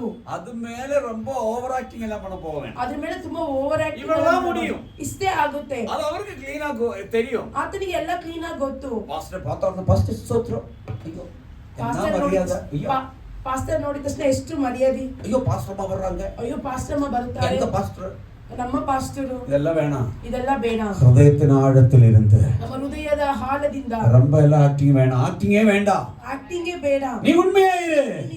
ನಿಜವಾಗಿರ್ರಿ. உன்னை அறிகிற ஒரு கர்த்தர் இருக்கிறார். ಅವನ ಅರಿವ ಒಂದು ದೇವರಿದ್ದಾನೆ. மனுஷன் புறமே உள்ளதை பார்க்கும் பொழுது, ಮನುಷ್ಯನ ಹೊರಗಿನದನ್ನು ನೋಡುವಾಗ, ஓ, ஹிருதயத்தை மட்டும் பார்த்துடைய காரியங்களை வாய்க்க செய்கிற ஒரு கர்த்தர் இருக்கிறார். ಹೃದಯವನ್ನು ಮಾತ್ರ ನೋಡಿ ನಿಮ್ಮ ಕಾರ್ಯವನ್ನು ಸಾಧಿಸುವಂತ Hallelujah. ದೇವರಿದ್ದಾನೆ. ಕನ್ನಡದಲ್ಲಿ ಹಂಗೇನೆ ಒಂದು ಹಾಡು ಇರೋದು, ಕನ್ನಡದಲ್ಲಿ அப்படியே ஒரு பாட்டு இருக்குது. ಹೃದಯದ ತುಂಬ ನಿನ್ನ ಜ್ಞಾಪಕ, ಅದನ್ನು ಬಿಟ್ಟರೆ ಬೇರೆ ನಿಲ್ಲಪ್ಪ, ಲೋಕವೆಲ್ಲ ಹುಡುಕಿ ನಾ ಬಂದೆ, ಎಲ್ಲೂ ಸಿಗಲಿಲ್ಲ ನಿಮ್ಮಂತ ತಂದೆ, ಕರುಣಾಮಯನೇ, ಓ ಕರುಣಾಮಯನೇ, ಕರುಣಾಮಯನೇ, ಓ ಕರುಣಾಮಯನೇ. ಕರುಣಾಮಯನೇ ಬದುಕಿರುವ ದಿನವೆಲ್ಲ ನಾ ಹಾಡುವೆ ಆರಾಧನೆ. ನಾನ್ ಬದುಕಿರುವ ದಿನವೆಲ್ಲ ನಾ ಹಾಡುವೆ ಆರಾಧನೆ. ಆರಾಧನೆ ಆರಾಧನೆ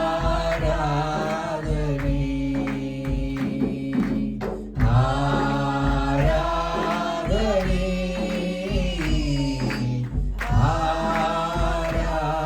ಆರಾಧನೆ. ಆಮೆನ್. ಎಲ್ಲ இடத்திலும் தேடி வந்தோம். ಎಲ್ಲಾ ಸ್ಥಳದಲ್ಲೂ ಹೋಗಿ ಬಂದೇವೆ. வேற ஒரு இடத்திலும் ரட்சிப்பில்ல. ಬೇರೆ ಎಲ್ಲಿನೂ ನಮಗೆ ರಕ್ಷಣೆ ಇಲ್ಲ. ரட்சிக்கப்படும்படிக்கு வேறொரு நாமமும் இல்ல. ರಕ್ಷಣೆ ಹೊಂದಲಿಕ್ಕೆ ಬೇರೆ ನಾಮವೂ ಇಲ್ಲ. ஒரே ஒரு நாமம். ಒಂದೇ ಒಂದು ನಾಮ. அவர் நாமம் இயேசு. ಆ ನಾಮ ಯೇಸು. ஹalleluya.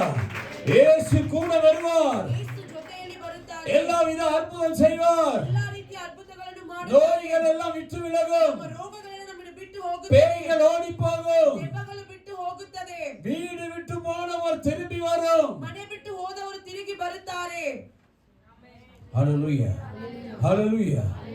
பட் நீ தேவனை தேட வேண்டும், தேவனோடு கூட நடக்க ಅದೇ வேண்டும். ನೀವು ದೇವರನ್ನು ಹುಡುಕಬೇಕು, ದೇವರೊಂದಿಗೆ ನಡೆಯಬೇಕು. உன்னை வாழ விட மாட்டேன் என்று பிசாசு முடிவெடுக்கும் பொழுது, ನಿಮ್ಮನ್ನು ಬಾಳದೆ ಬಿಡಂತೆ ಸೈತಾನನು ತೀರ್ಮಾನ ತೆಗೆದುಕೊಳ್ಳುವಾಗ, உன்னை வாழ விடாதபடி உன்னுடைய சரீரத்தில் பலவீனங்களும் வியாதிகளும் கொண்டு வரும் பொழுது, ನೀವು ಜೀವಿಸಂತೆ ಬಿಡದೆ ನಿಮ್ಮ ಶರೀರದ ರೋಗಗಳನ್ನು ವ್ಯಾಧಿಗಳನ್ನು ತರುವುದು, உனக்கு விடுதலை தந்து உன்னை விடுவிச்சு ஆசீர்வதிச்சு உன் மேல் வல்லமையா இறங்கி உன்னை வாழ வைக்கிற ஒரு கர்த்தர் இருக்கிறார். ನಿಮ್ಮನ್ನು ಬಿಡಿಸಿ ನಿಮ್ಮ ಮೇಲೆ ಆತ್ಮವನ್ನು ಸುರಿಸಿ ನಿಮ್ಮ ಜೀವಿಸುವಂತೆ ಮಾಡುವ ಒಂದು ದೇವರು வெளிச்சம் உன்னுடைய வாழ்க்கையில் வரும் பொழுது, ಬೆಳಕು ನಿಮ್ಮ ಜೀವನದಲ್ಲಿ ಬರುವಾಗ, இருட்டனை மீறி ஜெயிக்க முடியாது. ಈ ಕತ್ತಲೆ ಅದನ್ನು ಜಯಿಸಲು ಆಗುವುದಿಲ್ಲ. உன்னை அந்த இருட்டுக்காய் தேவன் விட்டு கொடுக்க மாட்டோம். ಆ ಕತ್ತಲೆಗಾಗಿ ದೇವರು ನಿಮ್ಮನ್ನು ಬಿಟ್ಟು ಕೊಡುವುದಿಲ್ಲ. ஆமென். ஹalleluya. இப்ப நீ ஒரு பேடையை கட்ட வேண்டும். ಇವಾಗ ನೀವು ಒಂದು ನಾವೆಯನ್ನು ಕಟ್ಟಬೇಕು. நீ உன் வீட்டாருக்கும் பார்க்கும்படிக்கு ஒரு பேடையை நீ கட்ட வேண்டும். ನೀವು ನಿಮ್ಮ ಮನೆಯವರು ಇರುವಂತೆ ಒಂದು ನಾವೆಯನ್ನು ಕಟ್ಟಬೇಕು. ஆமென். அவனுக்கு இருக்கிறது எல்லாவற்றையும் அவன் எடுத்தான். ಅವರಿಗಿರುವ ಎಲ್ಲವನ್ನು ಅವರು ತೆಗೆದರು. ஆமென். 14-15 வசனம் வாசிங்க. 14-15 ವಚನ ಓದೋಣ. நீ கொப்பேர் மரத்தால் உனக்கு ஒரு பேழையை உண்டாக்கு. அந்த பேழையிலே அறைகளை உண்டு பண்ணி அதை உள்ளும் புறம்புமாக கீழ்பூசு. நீ அதை பண்ண வேண்டிய விதம் என்னவென்றால், பேழையின் நீளம் 300 முழமும் அதன் அகலம் 50 முழமும் அதன் உயரம் 30 முழமுமா இருக்க வேண்டும். நீ பேழைக்கு ஒரு ஜன்னலை உண்டு பண்ணி மேல்தட்டுக்கு ஒரு முழம் தாழ்த்தியிலே அதை செய்து முடித்து பேழையின் கதவை அதன் பக்கத்தில் வைத்து கீழறைகளையும் 2ஆம் தட்டின் அறைகளையும் 3ஆம் தட்டின் அறைகளையும் பண்ண வேண்டும். போதும். Price the Lord. ஒரு பேழையை எப்படி உண்டு பண்ண வேண்டும் என்று அவர் சொல்லுகிறார். ಒಂದು ನಾವೆಯನ್ನು ಯಾವ ರೀತಿ ಉಂಟು ಮಾಡಬೇಕೆಂದು ಆತನು ಹೇಳುತ್ತಾರೆ. ஹalleluya.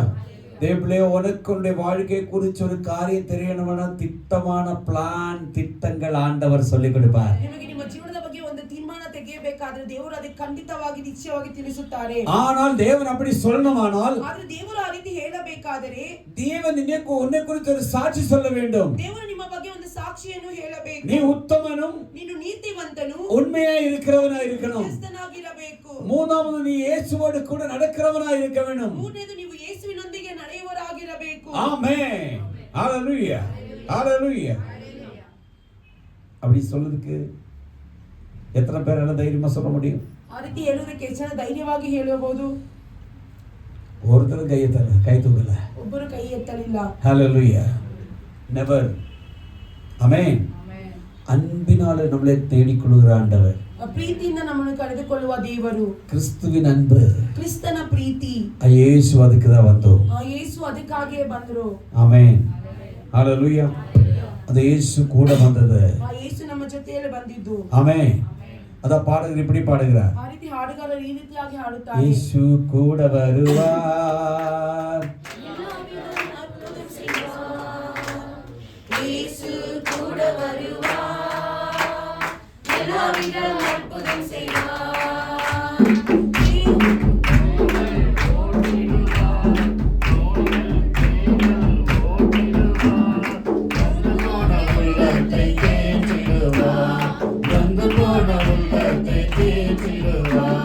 இயேசு கூட வருவார். எல்லாவித அற்புதம் செய்வார்.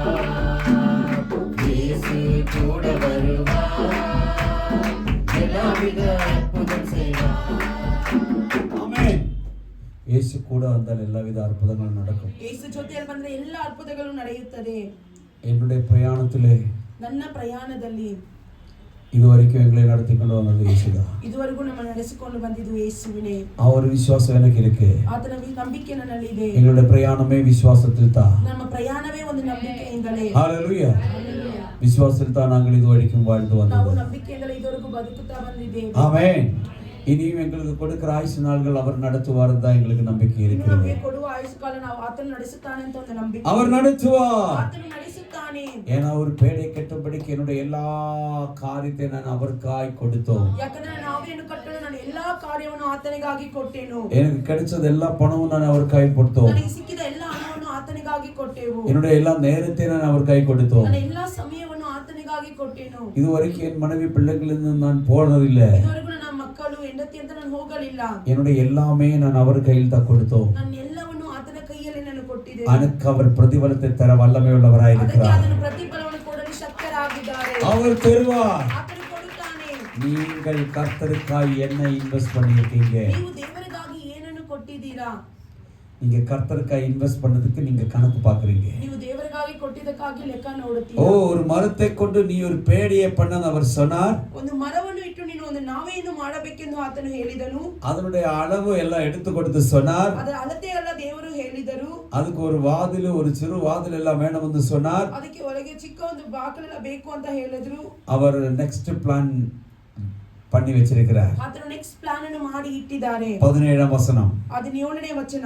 வானத்தின் கீழே வானத்தின் கீழே ஜீவ சுவாசமுள்ள சகல மாம்ச ஜந்துகளையும் மாம்ச ஜந்துகளையும் அழிக்க நான் பூமியின் மேல் ஜலப்பிரளயத்தை வரப்பண்ணுவேன். ஆமென். ஜலப்பிரளயத்தை வரப்பண்ணுவேன். ನನ್ನ ಭೂಮಿಯ ಮೇಲೆ ನಾನು ಪ್ರಳಯವನ್ನು ಉಂಟು ಮಾಡುತ್ತೇನೆ. 2002 நினைக்கிறேன், 2002 2004 எனக்கு ஞாபகம் இல்ல. 2004 டிசம்பர் ಅಲ್ಲಿ நம்மளுக்கு எல்லாம் தெரியும். ನಮಗೆಲ್ಲ ஆமென். சென்னையிலே இல்ல தமிழ்நாட்டிலே ஒரு சம்பவம் நடந்தது. ತಮಿಳುನಾಡಲ್ಲಿ ಒಂದು ಸಂಭವ ನಡೆಯಿತು. பதறி அடிச்சிட்டோம். ಎಲ್ಲರೂ ಭಯಪಟ್ಟರು. 2018 2018ರಲ್ಲಿ கேரளாவிலே தண்ணியினால் முழுகப்பட்டது. ಕೇರಳ ಫುಲ್ ನೀರಿನಿಂದ ಮುಳುಗಿ ಹೋಯಿತು. நீங்க எல்லாம் நியூஸ் பார்த்திருப்பீங்க. ಇವೆಲ್ಲ ನ್ಯೂಸ್ ನೋಡಿರ್ತೀರಾ. இந்த இடத்தில் வேதம் சொல்லுகிறது. ಇಲ್ಲಿ ವೇದವಚನ ಹೇಳುತ್ತದೆ. எப்படி தம்பி தண்ணியினால ஜலப்பிரளயத்தை வரப்பண்ணுவேன். ஜலப்பிரளயத்தை வரப்பண்ணுவேன். ಪ್ರಳಯವನ್ನು ಉಂಟು ಮಾಡುತ್ತೇನೆ. நான் ஒன்னு சொல்லுகிறேன் தேவ பிள்ளையே. ನಾನು ಒಂದು ಹೇಳುತ್ತೇನೆ ದೇವರ ಮಕ್ಕಳೇ. தேவனுக்காக ஒரு பெட்டகத்தை பேடையை நீ கட்டாமல் இருந்தால், ದೇವರಿಗಾಗಿ ಒಂದು ನಾವೆಯನ್ನು ನೀವು ಕಟ್ಟದೇ ಇದ್ದರೆ, ஒரு ஜலப்பிரளயம் போல பிரச்சனை வரப்போகுது. ಒಂದು ಜಲ ಪ್ರಳಯದಂತೆ ಒಂದು ಸಮಸ್ಯೆ ಬರುತ್ತದೆ. எந்த வீட்டுக்குள்ள அது நுழையுது எனக்கு தெரியல. ಯಾವ ಯಾವ ಮನೆಯಲ್ಲಿ ಅದು ನುಗ್ಗುತ್ತದೆ ಅಂತ ನನಗೆ ಗೊತ್ತಿಲ್ಲ. வெளியே இருக்கிறவரை குறித்து ஆண்டவர் பேசவில்லை. ಆಚೆ ಇರುವವರ ಬಗ್ಗೆ ದೇವರು ಮಾತನಾಡುವುದಿಲ್ಲ. இங்கே இருக்கிறவங்களை குறித்து ஆண்டவர் சொல்லுகிறார். ಇಲ್ಲಿ ಇರುವವರ ಬಗ್ಗೆ ದೇವರು ಹೇಳುತ್ತಾರೆ. நீ தேவனுக்காக என்ன இன்வெஸ்ட் பண்ணிருக்க? ನೀವು ದೇವರಿಗಾಗಿ ಏನನ್ನು ಕೊಟ್ಟಿದ್ದೀರಾ? என்ன இன்வெஸ்ட் பண்ணிருக்க? ನೀವು ಏನನ್ನು ಇಟ್ಟಿದ್ದೀರಾ? எந்த குடும்பத்தில் என்ன நடக்க போகுதுன்னு தெரியல. ಯಾವ ಯಾವ ಕುಟುಂಬದಲ್ಲಿ ಏನು ನಡೆಯುತ್ತದೆ? ஆனா ஒரு குடும்பத்தை தொடாதபடிக்கு நான் ஜெபம் பண்ணி கொண்டிருக்கிறேன். ಕುಟುಂಬವನ್ನು ಮುಟ್ಟಬಾರದೆಂದು ನಾನು ஆனா ಪ್ರಾರ್ಥಿಸುತ್ತೇನೆ. பேடையை கட்ட வேண்ட பொறுப்பு உனக்கு இருக்கு. ಆದರೆ ನಾವೇನು ಕಟ್ಟುವ ಜವಾಬ್ದಾರಿ ನಿಮ್ಮದಾಗಿದೆ. ஓ glory hallelujah. glory hallelujah.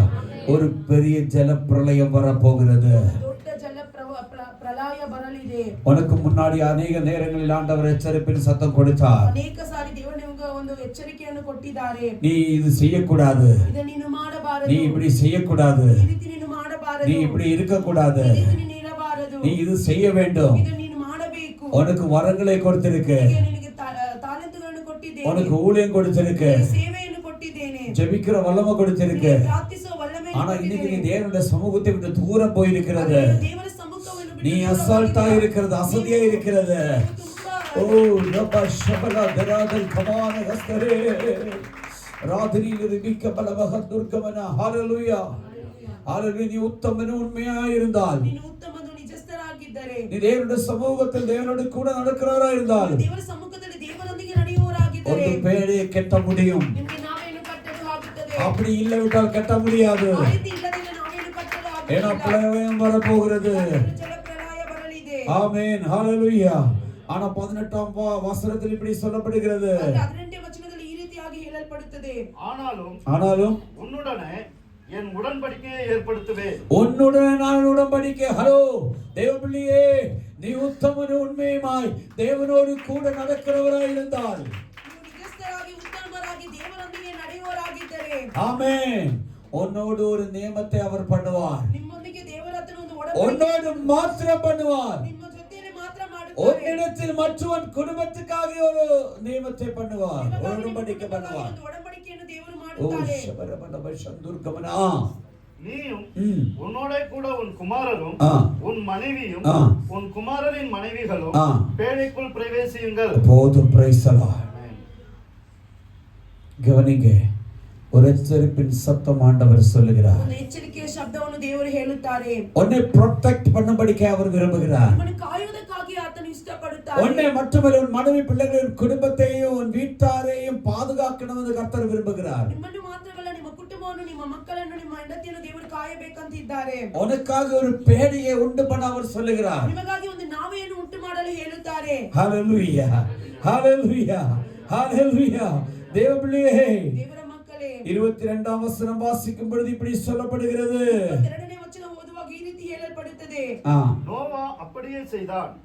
தேவன் தனக்கு கட்டளையிட்டபடியெல்லாம் அவன் செய்து முடித்தான். ஹalleluya.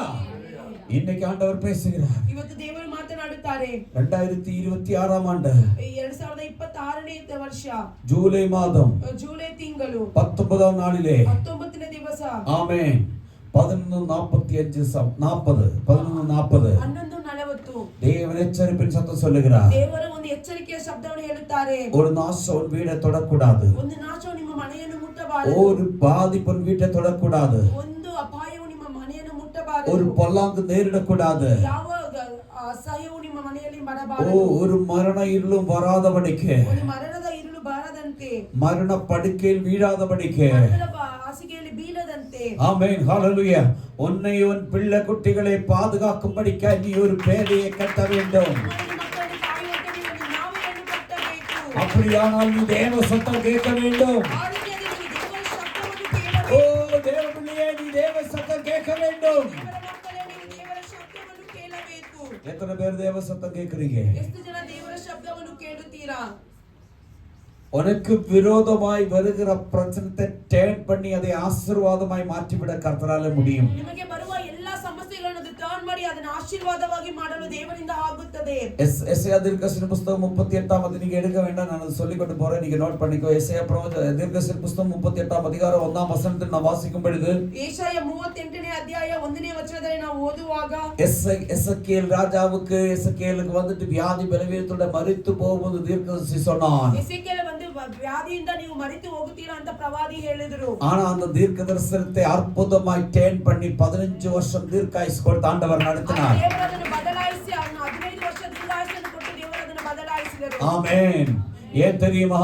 ಯಾಕೆ ಗೊತ್ತಾ? அந்த சுவருக்கு நேரா எசேக்கியேல் திரும்பி நின்று ஜெபிக்க ஆரம்பித்தான். ಎಸೆಕಿಯೇಲನು ಆ ಗೋಡೆಯ ತಿರುಗಿ ಅಲ್ಲಿ ಪ್ರಾರ್ಥಿಸಲು ಆರಂಭಿಸಿದನು. அவன் சொன்ன வார்த்தை இப்படித்தான், ಅವನು ಹೇಳಿದ ವಾಕ್ಯಗಳು ಈ ರೀತಿಯಾಗಿ, நான் உன்னுடைய சமூகத்தில் உத்தமன் உண்மையை உமக்காய் வாழ்ந்தவன். ನಾನು ನಿನ್ನ ಸಮ್ಮುಖದಲ್ಲಿ ಉತ್ತಮನು ನೀತಿವಂತನಾಗಿ ಬದುಕಿದವನು. இங்கே எத்தனை பேருக்கு நான் உத்தமன் உண்மையை உனக்காய் வாழ்ந்தேன் எத்தனை பேரால சொல்ல முடியும்? ಇಲ್ಲಿಯವರು ಎಷ್ಟು ಜನ ಹೇಳಕ್ಕಾಗುತ್ತೆ ನಾನು ನಿಜಸ್ಥನು ನೀತಿವಂತನಾಗಿ ಬದುಕಿದ್ದೇನೆ ಎಂದು? What is your investment? ಯಾವುದು ನಿಮ್ಮ ಯಾವುದು ನೀವು ಹಾಕಿದಾಗಿದೆ? தேவனுக்காய் என்ன கொடுத்தீங்க? ದೇವರಿಗಾಗಿ ಏನನ್ನು ಕೊಟ್ಟಿದ್ದೀರಾ? நேரத்தை கொடுத்தியா? ಸಮಯವನ್ನು ಕೊಟ್ಟಿದ್ದೀರಾ? ஆராதனை கொடுத்தியா? ಆರಾಧನೆಯನ್ನು ಕೊಟ್ಟಿದ್ದೀರಾ? பணம் கொடுத்தியா? ಹಣವನ್ನು ಕೊಟ್ಟಿದ್ದೀರಾ? ஆத்மாவை கொடுத்தியா? ಆತ್ಮವನ್ನು ಕೊಟ್ಟಿದ್ದೀರಾ? என்ன கொடுத்திருக்க? ಏನು ಕೊಟ್ಟಿದ್ದೀರಾ? நீ எப்படி தைரியமா தேவனிடத்தில் பேச முடியும்? ನೀವು ಯಾವ ರೀತಿ ಧೈರ್ಯವಾಗಿ ದೇವರಲ್ಲಿ அப்பா ಮಾತನಾಡಬಹುದು? நான் உமக்காய் வாழ்ந்தோம், ಅಪ್ಪ ನಾನು ನಿನಗಾಗಿ ಜೀವಿಸಿದೆ, உம்முடைய சமூகத்தில் உத்தமன் உண்மையாய் இருந்தோம், ನಿನ್ನ ಸಮ್ಮುಖದಲ್ಲಿ ಉತ್ತಮನು ನಿಜಸ್ಥನಾಗಿದ್ದೆ. எனக்கு நிலைமை வருவதற்கு என்ன காரணம்னு கேட்கிறதுக்கு தகுதி உள்ளவர்களாய் இருக்கிறோமா? ನನಗೆ ಯಾಕೆ ಈ ಸಮಸ್ಯೆ ಬಂದಿದೆ ನಾವು ಕೇಳಲು ನಾವು ಅರ್ಹತೆ ஓ ಉಳ್ಳವರಾಗಿದ್ದೇವಾ? சந்தர்கமனே துபலமிக்கவன மகதுர்கமனா. இன்னைக்கு இந்த கால நேரத்தில் தேவபிள்ளையே ஒரு எச்சரிப்பின் சத்தமாவியானவர் பேசுகிறார். ಮತ್ತು ಬೆಳಗ್ಗೆ ಜಾವದಲ್ಲಿ ದೇವರು ನಿಮ್ಮ ಒಂದು ಎಚ್ಚರಿಕೆಯ ಮಾತನ್ನು ಮಾತನಾಡುತ್ತಾರೆ. அதை மரித்து போக வந்து சொன்ன இடத்தில் அவனுடைய 15 வருஷத்தை ஆயுசை நீட்டி கொடுத்த ஆண்டவர். ನೀನು ಸತ್ತು ಹೋಗುತ್ತಿ ಅಂತ ಹೇಳಿದ ಸ್ಥಳದಲ್ಲಿ 15 ವರ್ಷ ಅವನಿಗೆ ಆಯುಷನ್ನು ಕೊಟ್ಟ ದೇವರು. அவன் சுவரை பார்த்து ஜெபிச்ச ஜெபம், ಆತನು ಗೋಡೆಯನ್ನು ನೋಡಿ ಪ್ರಾರ್ಥಿಸಿದ ಪ್ರಾರ್ಥನೆ, நான் உம்முடைய சமூகத்தில் உத்தமன் உண்மை நீதிமான காரியம் மட்டும்தான் செய்திருக்க, உமக்கு விரோதமா நான் செஞ்சிருக்க, எதுக்கு என்னுடைய வாழ்க்கையில் இப்படி ஒரு பிரச்சனை வந்ததா அவன் கண்ணீரோட அவன் ஜெபிக்க ஆரம்பித்தான். ದೇವರಲ್ಲಿ ನಾನು ನಿನಗಾಗಿ ಎಲ್ಲ ನೀತಿವಂತನಾಗಿ ಬದುಕಿ ಒಳ್ಳೆ ಕಾರ್ಯವನ್ನು ಮಾಡಿದೆ, ಯಾಕೆ ನನಗೆ ಈ ರೀತಿ ಆಯಿತು ಎಂದು ಕಣ್ಣೀರಿನಿಂದ ದೇವರಲ್ಲಿ ಪ್ರಾರ್ಥಿಸಿದನು. நோவாவுடைய இடத்தில் சொன்ன காரியங்கள் எல்லாம் அதேபடியே ஒரு வார்த்தை கூட தவறாமல் அதுக்கு அவன் கீழ்ப்பட்டான். ನೋವನಿಗೆ ಹೇಳಿದ ಎಲ್ಲಾ ವಾಕ್ಯಗಳು ಅದರ ಪ್ರಕಾರವೇ ಅವನು ಮಾಡಿದನು. இந்த சபைக்கு வந்ததுக்கு அப்புறம் அவனுடைய இடத்தில் எத்தனை தடவை தேவன் எச்சரிப்பின் சத்தமாய் ஆசீர்வாதமாய் வாக்குத்தத்தமாய் அவனுடைய இடத்தில் பேசி இருக்கு. ಸಭೆಗೆ ಬಂದ ಮೇಲೆ ಎಷ್ಟೋ ಸತಿ ದೇವರು ನಿಮಗೆ ವಾಗ್ದಾನವಾಗಿ ಒಂದು ಎಚ್ಚರಿಕೆಯಾಗಿ ದೇವರ ಜೊತೆ ಮಾತನಾಡಿದ್ದಾರೆ. அந்த வார்த்தைக்கு நீ கீழ்ப்பட்டிருக்கா இல்லையா? ಆ ಮಾತಿಗೆ ನೀನು ವಿಧೇಯರಾಗಿದ್ದೀಯಾ நீ ಇಲ್ವಾ? உண்மையிலே உன்னுடைய மனசாட்சியின் இடத்தில் நீ பேசி பாரு. ನಿಜವಾಗಿ ನಿನ್ನ ಮನಸ್ಸಿನ ಒಳಗೆ ನೀನು ಮಾತನಾಡಿ ನೋಡು. ஓ அப்படி இல்ல விட்டால் இன்னைக்கு உனக்கு விரோதமாய் ஒரு பெரிய ஜலப்பிரளயம் வரப்போகிறது. ಹಂಗ ಇಲ್ಲ ಅಂದ್ರೆ ನಿಮಗೆ ವಿರೋಧವಾಗಿ ಒಂದು ದೊಡ್ಡ ಜಲಪ್ರಳಯ ಬರಲಿದೆ. யாரும் உன்னை தப்பிக்க வைக்க முடியாது. ಯಾರು ನಿಮ್ಮನ್ನು ತಪ್ಪಿಸಲು ஓ அது ಆಗುವುದಿಲ್ಲ. தேவனுடைய கரந்தாய் இறங்கி வரும். ದೇವರ ಹಸ್ತವೇ ಇಳಿದು அந்த ಬರ್ತದೆ. மாதிரி வராதிருக்கும்படிக்காக. ಆ ರೀತಿ ಬಾರದೇ ಇರುವಂತೆ. ஆமென். ஹalleluya. உன்னை குறித்து ஒரு சாட்சி சொல்லும்படிக்காய் தேவன் இறங்கி வர வேண்டும். ನಿಮ್ಮ ಬಗ್ಗೆ ಒಂದು ಸಾಕ್ಷಿ ಹೇಳಲು ದೇವರು ಇಳಿದು ಬರಬೇಕು. 7ஆம் அதிகாரம் 1ஆம் வசனத்தில் இப்படி சொல்லப்படுகிறது. 7ನೇ ಅಧ್ಯಾಯ 1ನೇ ವಚನದಲ್ಲಿ ಈ ರೀತಿ ಹೇಳಲ್ಪಡುತ್ತದೆ. கர்த்தர் நோவாவை நோக்கி, ஆ நீயும் உன் வீட்டார் அனைவரும் ஆ பேழைக்குள் பிரவேசியுங்கள். ஆ இந்த சந்ததியில் ஆ. உன்னை எனக்கு முன்பாக நீதிமானாக கண்டேன். ஆமென். இந்த தலைமுறையிலிருந்து சொல்லப்பட்டிருக்கிறது. ಈ ಮನೆಯವರಿಂದ ಹೇಳಲ್ಪಟ್ಟಿದೆ. In this generation I have seen to be a righteous before me in this time. Amen. Hallelujah. மலையாளத்தில் அப்படிதான், இந்த தலைமுறையிலே உன்னை நான் நீதிமானாய் கண்டிருக்கிறேன். ஓ ಸಂತತಿಯಲ್ಲಿ ನಿಮ್ಮನ್ನು ನೀತಿವಂತನಾಗಿ ಕಂಡಿದ್ದೇನೆ. praise the Lord. நம்மளை குறிச்ச உங்களை குறிச்ச ஆண்டவர் சொல்ல வேண்டிய சாட்சி அதுதான். இந்த தலைமுறையிலே, இந்த வருஷத்திலே, இந்த சபையிலே உன்னை நான் நீதி உள்ளவனாய் கண்டிருக்கிறேன். உன்னை குறித்து உன் பிள்ளை குட்டிகளே, கணவனை குறித்து மனைவியை குறித்து சொல்ல வேண்டும் தேவபிள்ளையே. ನಮ್ಮನ್ನು ನೋಡಿ, ನಮ್ಮ ಮಕ್ಕಳನ್ನು ನೋಡಿ ದೇವರು ಈ ರೀತಿಯಾಗಿ ಸಾಕ್ಷಿ ಹೇಳುವವರಾಗಿರಬೇಕು. പ്രൗഢജാലഘടക സമ്പൽഗമനെ എസ്കേൽ ദീർഘദർശന പുസ്തകം 14ആം അധികാരത്തിലെ 12, 13, 14 വചനം വാസിங்க. ಎಸೇಕೇಲ್ ಬರೆದ ಪುಸ್ತಕ 14ನೇ ಅಧ್ಯಾಯ 12, 13 ವಚನವನ್ನು ಓದೋಣ. 12, 13, 14. கர்த்தருடைய வார்த்தை எனக்கு உண்டாகி, அவர் மனுபுத்திரனே, அந்த இடத்தில் வாசிக்கிறது, கர்த்தருடைய வார்த்தை எனக்கு உண்டாய் மனுபுத்திரனே, ஒரு தேசம் எனக்கு விரோதமாய், ஒரு தேசம் எனக்கு விரோதமாய் துரோகம் பண்ணிக்கொண்டே இருந்தது. ஒரு தேசம் எனக்கு விரோதமாய் துரோகம் பண்ணி கொண்டிருந்தது. பாவம் செய்தால் நான் அதற்கு விரோதமாய் என் கையை நீட்டி அதில் அப்பம் என்னும் ஆதரவு கோலை முறித்து அதில் பஞ்சத்தை அனுப்பி மனுஷனையும் மிருகத்தையும் அதில் இராதபடிக்கு நாசம் பண்ணுவேன். ஒரு நிமிஷம் praise the Lord. ஆமென். அவருடைய வார்த்தைக்கு கீழ்ப்படாமல் இருந்தால், ಆತನ ವಾಕ್ಯಕ್ಕೆ ನಾವು ವಿಧೇಯರಾಗಿದ್ದರೆ, then the word of the Lord came to me saying, son of man of a country sins against me by committing unfaithfulness. ஆமென். தேவனுடைய சமூகத்தில் உண்மை இல்லாமல் இருந்தால், ದೇವರ ಸಮ್ಮುಖದಲ್ಲಿ ನಾವು ನಿಜಸ್ಥರಾಗಿ ಇಲ್ಲದೇ ಇದ್ದರೆ, ಆ ದೇಶத்தை ನಶಿಪಿக்கும்படிக்கு அவர் இறங்கி ಆ வருவார். ದೇಶವನ್ನು ನಾಶ ಮಾಡಲು ಆತನು ಇಳಿದು ಬರುತ್ತಾನೆ. நீ தேவனுடைய சமூகத்தில் உண்மையாய் இன்வெஸ்ட்மென்ட் இல்லாமல் இருந்தால், ನೀನು ದೇವರ ಸಮ್ಮುಖದಲ್ಲಿ ನಾವು ನಿಜಸ್ಥರಾಗಿ ಇಲ್ಲದೇ ಇದ್ದರೆ, உனக்கு ஒரு ಕ್ಷಾಮத்தை அவர் கொண்டு வருவார். ನಿಮಗೆ ಒಂದು ಬರವನ್ನು ಆತನು ಉಂಟು ಮಾಡುತ್ತಾನೆ. ஒரு வறுமையை கொண்டு வருவார். ಒಂದು ಬರವನ್ನು ಆತನು ಉಂಟು ಮಾಡುತ್ತಾನೆ. ஒரு ಅದ வறுமைன்னு சொன்னா புரியுதா? ಬರ. கரெக்ட்டா? ஆமென். ஒன்றும் இல்லாத இடத்துல உன்னை நிக்க வைக்கும். ಏನು ಇಲ್ಲದ ಸ್ಥಳದಲ್ಲಿ ದೇವರು ನಿಮ್ಮನ್ನು ನಿಲ್ಲಿಸುತ್ತಾರೆ. 1 லட்சம் ரூபாய் வரைக்கும் உனக்கு வருமானம் இருக்கு. 1 ಲಕ್ಷದವರೆಗೂ ನಿಮಗೆ ಆದಾಯವಿದೆ. ஆனால் நீ சபைக்கு ஒன்றும் செய்யறதில்ல. ಆದರೆ ನೀವು ಸಭೆಗೆ ಏನು ಮಾಡುವುದಿಲ್ಲ. கர்த்தர்கிட்ட கிளியரா கணக்கு இருக்கு, உனக்கு ஒரு மாசம் எவ்வளவு வருமானம் இருக்கு. ದೇವರಲ್ಲಿ ಕ್ಲಿಯರ್ ಆಗಿದೆ, ನಿಮಗೆ ಎಷ್ಟು ಒಂದು ತಿಂಗಳಿಗೆ ಆದಾಯ ಅಂತ. ஒரு செகண்ட்ல தூக்கிடுவாரு. ಒಂದೇ ಸೆಕೆಂಡ್ ಆತನು ತೆಗೆದು ಬಿಡುತ್ತಾರೆ. ஹலோ தேவபிள்ளையே, ದೇವರ ಮಕ್ಕಳೇ, ஹalleluya. உனக்கு கிடைக்கிறது பங்கு நீ ஆண்டவருக்கு கொடுக்க வேண்டும். ನಿಮಗೆ ಸಿಗುವ ಭಾಗದಲ್ಲಿ ದೇವರಿಗೆ ಕೊಡಬೇಕು. இங்க இருக்கிற இத்தனை பேர் சபைக்கு கொடுத்தால் நம்ம 10 பேரை நம்ம என்ன பண்ணலாம்? 10 பேருடைய குடும்பத்தை நடத்த முடியும். ನಾವು ಇಲ್ಲಿರೋ ಎಲ್ಲರೂ ಕೊಟ್ಟು ನಾವು 10 ಜನ ಕುಟುಂಬವನ್ನು ನಾವು ನಡೆಸಬಹುದು. ஆமென். ஏழைகளை நாம் தாங்க முடியும். ಬಡವರನ್ನು ನಾವು ಸಹಾಯ ಮಾಡಲು ಆಗುತ್ತದೆ. ஆமென். ஆனால் இதுக்கு இந்த 1 லட்சம் வந்துட்டு உன்னுடைய அக்கௌண்டில் காசு இல்லாம நீ கஷ்டத்தில் தான் இருக்கிறது. ಅದೇ 1 ಲಕ್ಷ ನಿಮ್ಮ ಅಕೌಂಟ್ ಅಲ್ಲಿ ನೀವು ಕಷ್ಟವಾಗಿಯೇ ಇದ್ದೀರಾ. ಅಕೌಂಟಲ್ಲಿ 1 ಲಕ್ಷ ಬಂದು ಹೋಗ್ತಾ ಇದೆಯಾ, ಆದರೆ ನಿನ್ನ ಕೈಯಲ್ಲಿ ನೀ ಕಷ್ಟದಲ್ಲಿ ನೋವಲ್ಲಿನೇ ಇದ್ದೀರಾ. Praise the Lord. Hallelujah hallelujah. இந்த இடத்துல தேவனுடைய சமூகத்தை நீ அப்படி இல்லனா ದೂರமா 13-12 ವಾಕ್ಯ ಓದಿ ಬೇಗ ಕನ್ನಡದಲ್ಲಿ. ಮತ್ತು ಯೆಹೋವನು ಈ ವಾಕ್ಯವನ್ನು ನನಗೆ ದಯಪಾಲಿಸಿದನು. ನರಪುತ್ರನೇ, ಅಪರಾಧವನ್ನು ನಡೆಸಿ ನನಗೆ ವಿರುದ್ಧವಾಗಿ ಪಾಪ ಮಾಡಿದ ದೇಶದ ಮೇಲೆ ನಾನು ಕೈ ಎತ್ತಿ ಅದರ ಜೀವನಾಧಾರವನ್ನು ತೆಗೆದುಬಿಟ್ಟು ಕ್ಷಾಮವನ್ನು ಬರಮಾಡಿ ಜನ ಪಶುಗಳನ್ನು ಅದರೊಳಗಿಂದ ನಿರ್ಮೂಲ ಮಾಡುವ ಪಕ್ಷದಲ್ಲಿ ನೋಹ, ದಾನಿಯೇಲ. ವೇಟ್ ಆ ವಾಕ್ಯ ಇಲ್ಲ, 2ನೇ ವಾಕ್ಯ ಮಾತ್ರ. 14ನೇ ವಾಕ್ಯದಾನೆ ಅದು. 14ನೇ ವಾಕ್ಯ ಹೇಳಕ್ಕೆ ಹೇಳಿಲ್ಲ, ಹೇಳಿದ್ಯಾ? ಹೇಳಿದ್ದು ಮಾತ್ರ ಮಾಡಬೇಕು. ಆಮೆನ್. Hallelujah hallelujah. 12-13 ಮಾತ್ರ ಓದಕ್ಕೆ ಹೇಳಿದ್ದು. ವೇಟ್. Praise the lord. ಆದರೆ 3 பேரை அவர் தப்பிக்க வைக்கிறார். 3 ಜನರು ಅದನ್ನು ತಪ್ಪಿಸುವಂತೆ ಮಾಡುತ್ತಾರೆ. ஆமென். ஹalleluya. ஆண்டவர் சொல்லுகிறார், இந்த தேசத்திலே நான் 3 பேரை தப்பிக்க வைப்பேன். ದೇವರು ಹೇಳ್ತಾರೆ, ಈ ದೇಶದಲ್ಲಿ ಮೂವರನ್ನು ನಾನು ತಪ್ಪಿಸುತ್ತೇನೆ. ಆ 3 பேர் பேர் தான் அந்த 14 ವಚனம். ಆ 3 ಜನ ಹೆಸರೇ 14ನೇ ವಚನ. ಓದಿ. ನೋಹ, ದಾನಿಯೇಲ, ಯೋಬ ಎಂಬಿ 3 ಪುರುಷರು, ಈ 3 ಪುರುಷರು ಅದರಲ್ಲಿದ್ದರು. ತಮ್ಮ ಸದಾಚಾರದಿಂದ ಸ್ವಂತ ಪ್ರಾಣಗಳನ್ನು ಮಾತ್ರ ಉಳಿಸಿಕೊಳ್ಳುತ್ತಿದ್ದರು. ஆமென். தமிழ் படிங்க தம்பி. அப்பொழுது நோவா, தானியேல், யோபு ஆகிய 3 புருஷரும் 3 புருஷரும் அதில் நடுவில் இருந்தாலும் அவர்கள் தங்கள் நீதியினால் தங்கள் ஆத்துமாக்களை மாத்திரம், ஆமென், அவர் தங்கள் நீதியினால் அவர் ஆத்துமாக்களை மாத்திரம் தப்புவிப்பார்கள் என்று கர்த்தராகிய ஆண்டவர் சொல்லுகிறார். எத்தனை பேர் கையடிக்க முடியும்? எத்தனை பேர் ஸ்தோத்திரம் சொல்ல முடியும்? ஓ, உன்னுடைய பேர் எடுத்ததை சொல்லி அழைக்கிற ஒரு ஆண்டவர் இருக்கிறார். ஓ, உன்னை வாழ வைக்கிற ஒரு ஆண்டவர் இருக்கிறார். ஓ, அது நடக்கணுமானால், அது அங்கே ஆகணுமானால், ஓ, தேவ சமூகத்தில் உன்னை குறித்த ஒரு உண்மை உள்ளவர் என்ன ஜனமல்ல சாட்சி சொல்ல வேண்டும், ஆண்டவர் சாட்சி சொல்ல வேண்டும். ಜನರೆಲ್ಲ ದೇವರು ನಿಮ್ಮ ಬಗ್ಗೆ ಸಾಕ್ಷಿ ಹೇಳಬೇಕು. ஜனம் 1000 சொல்லுவாங்க, ಜನರು 1000 ಹೇಳುತ್ತಾರೆ, மனுஷன் 1000 பேசும், ಮನುಷ್ಯರು 1000 ಮಾತನಾಡುತ್ತಾರೆ. ஆமென்.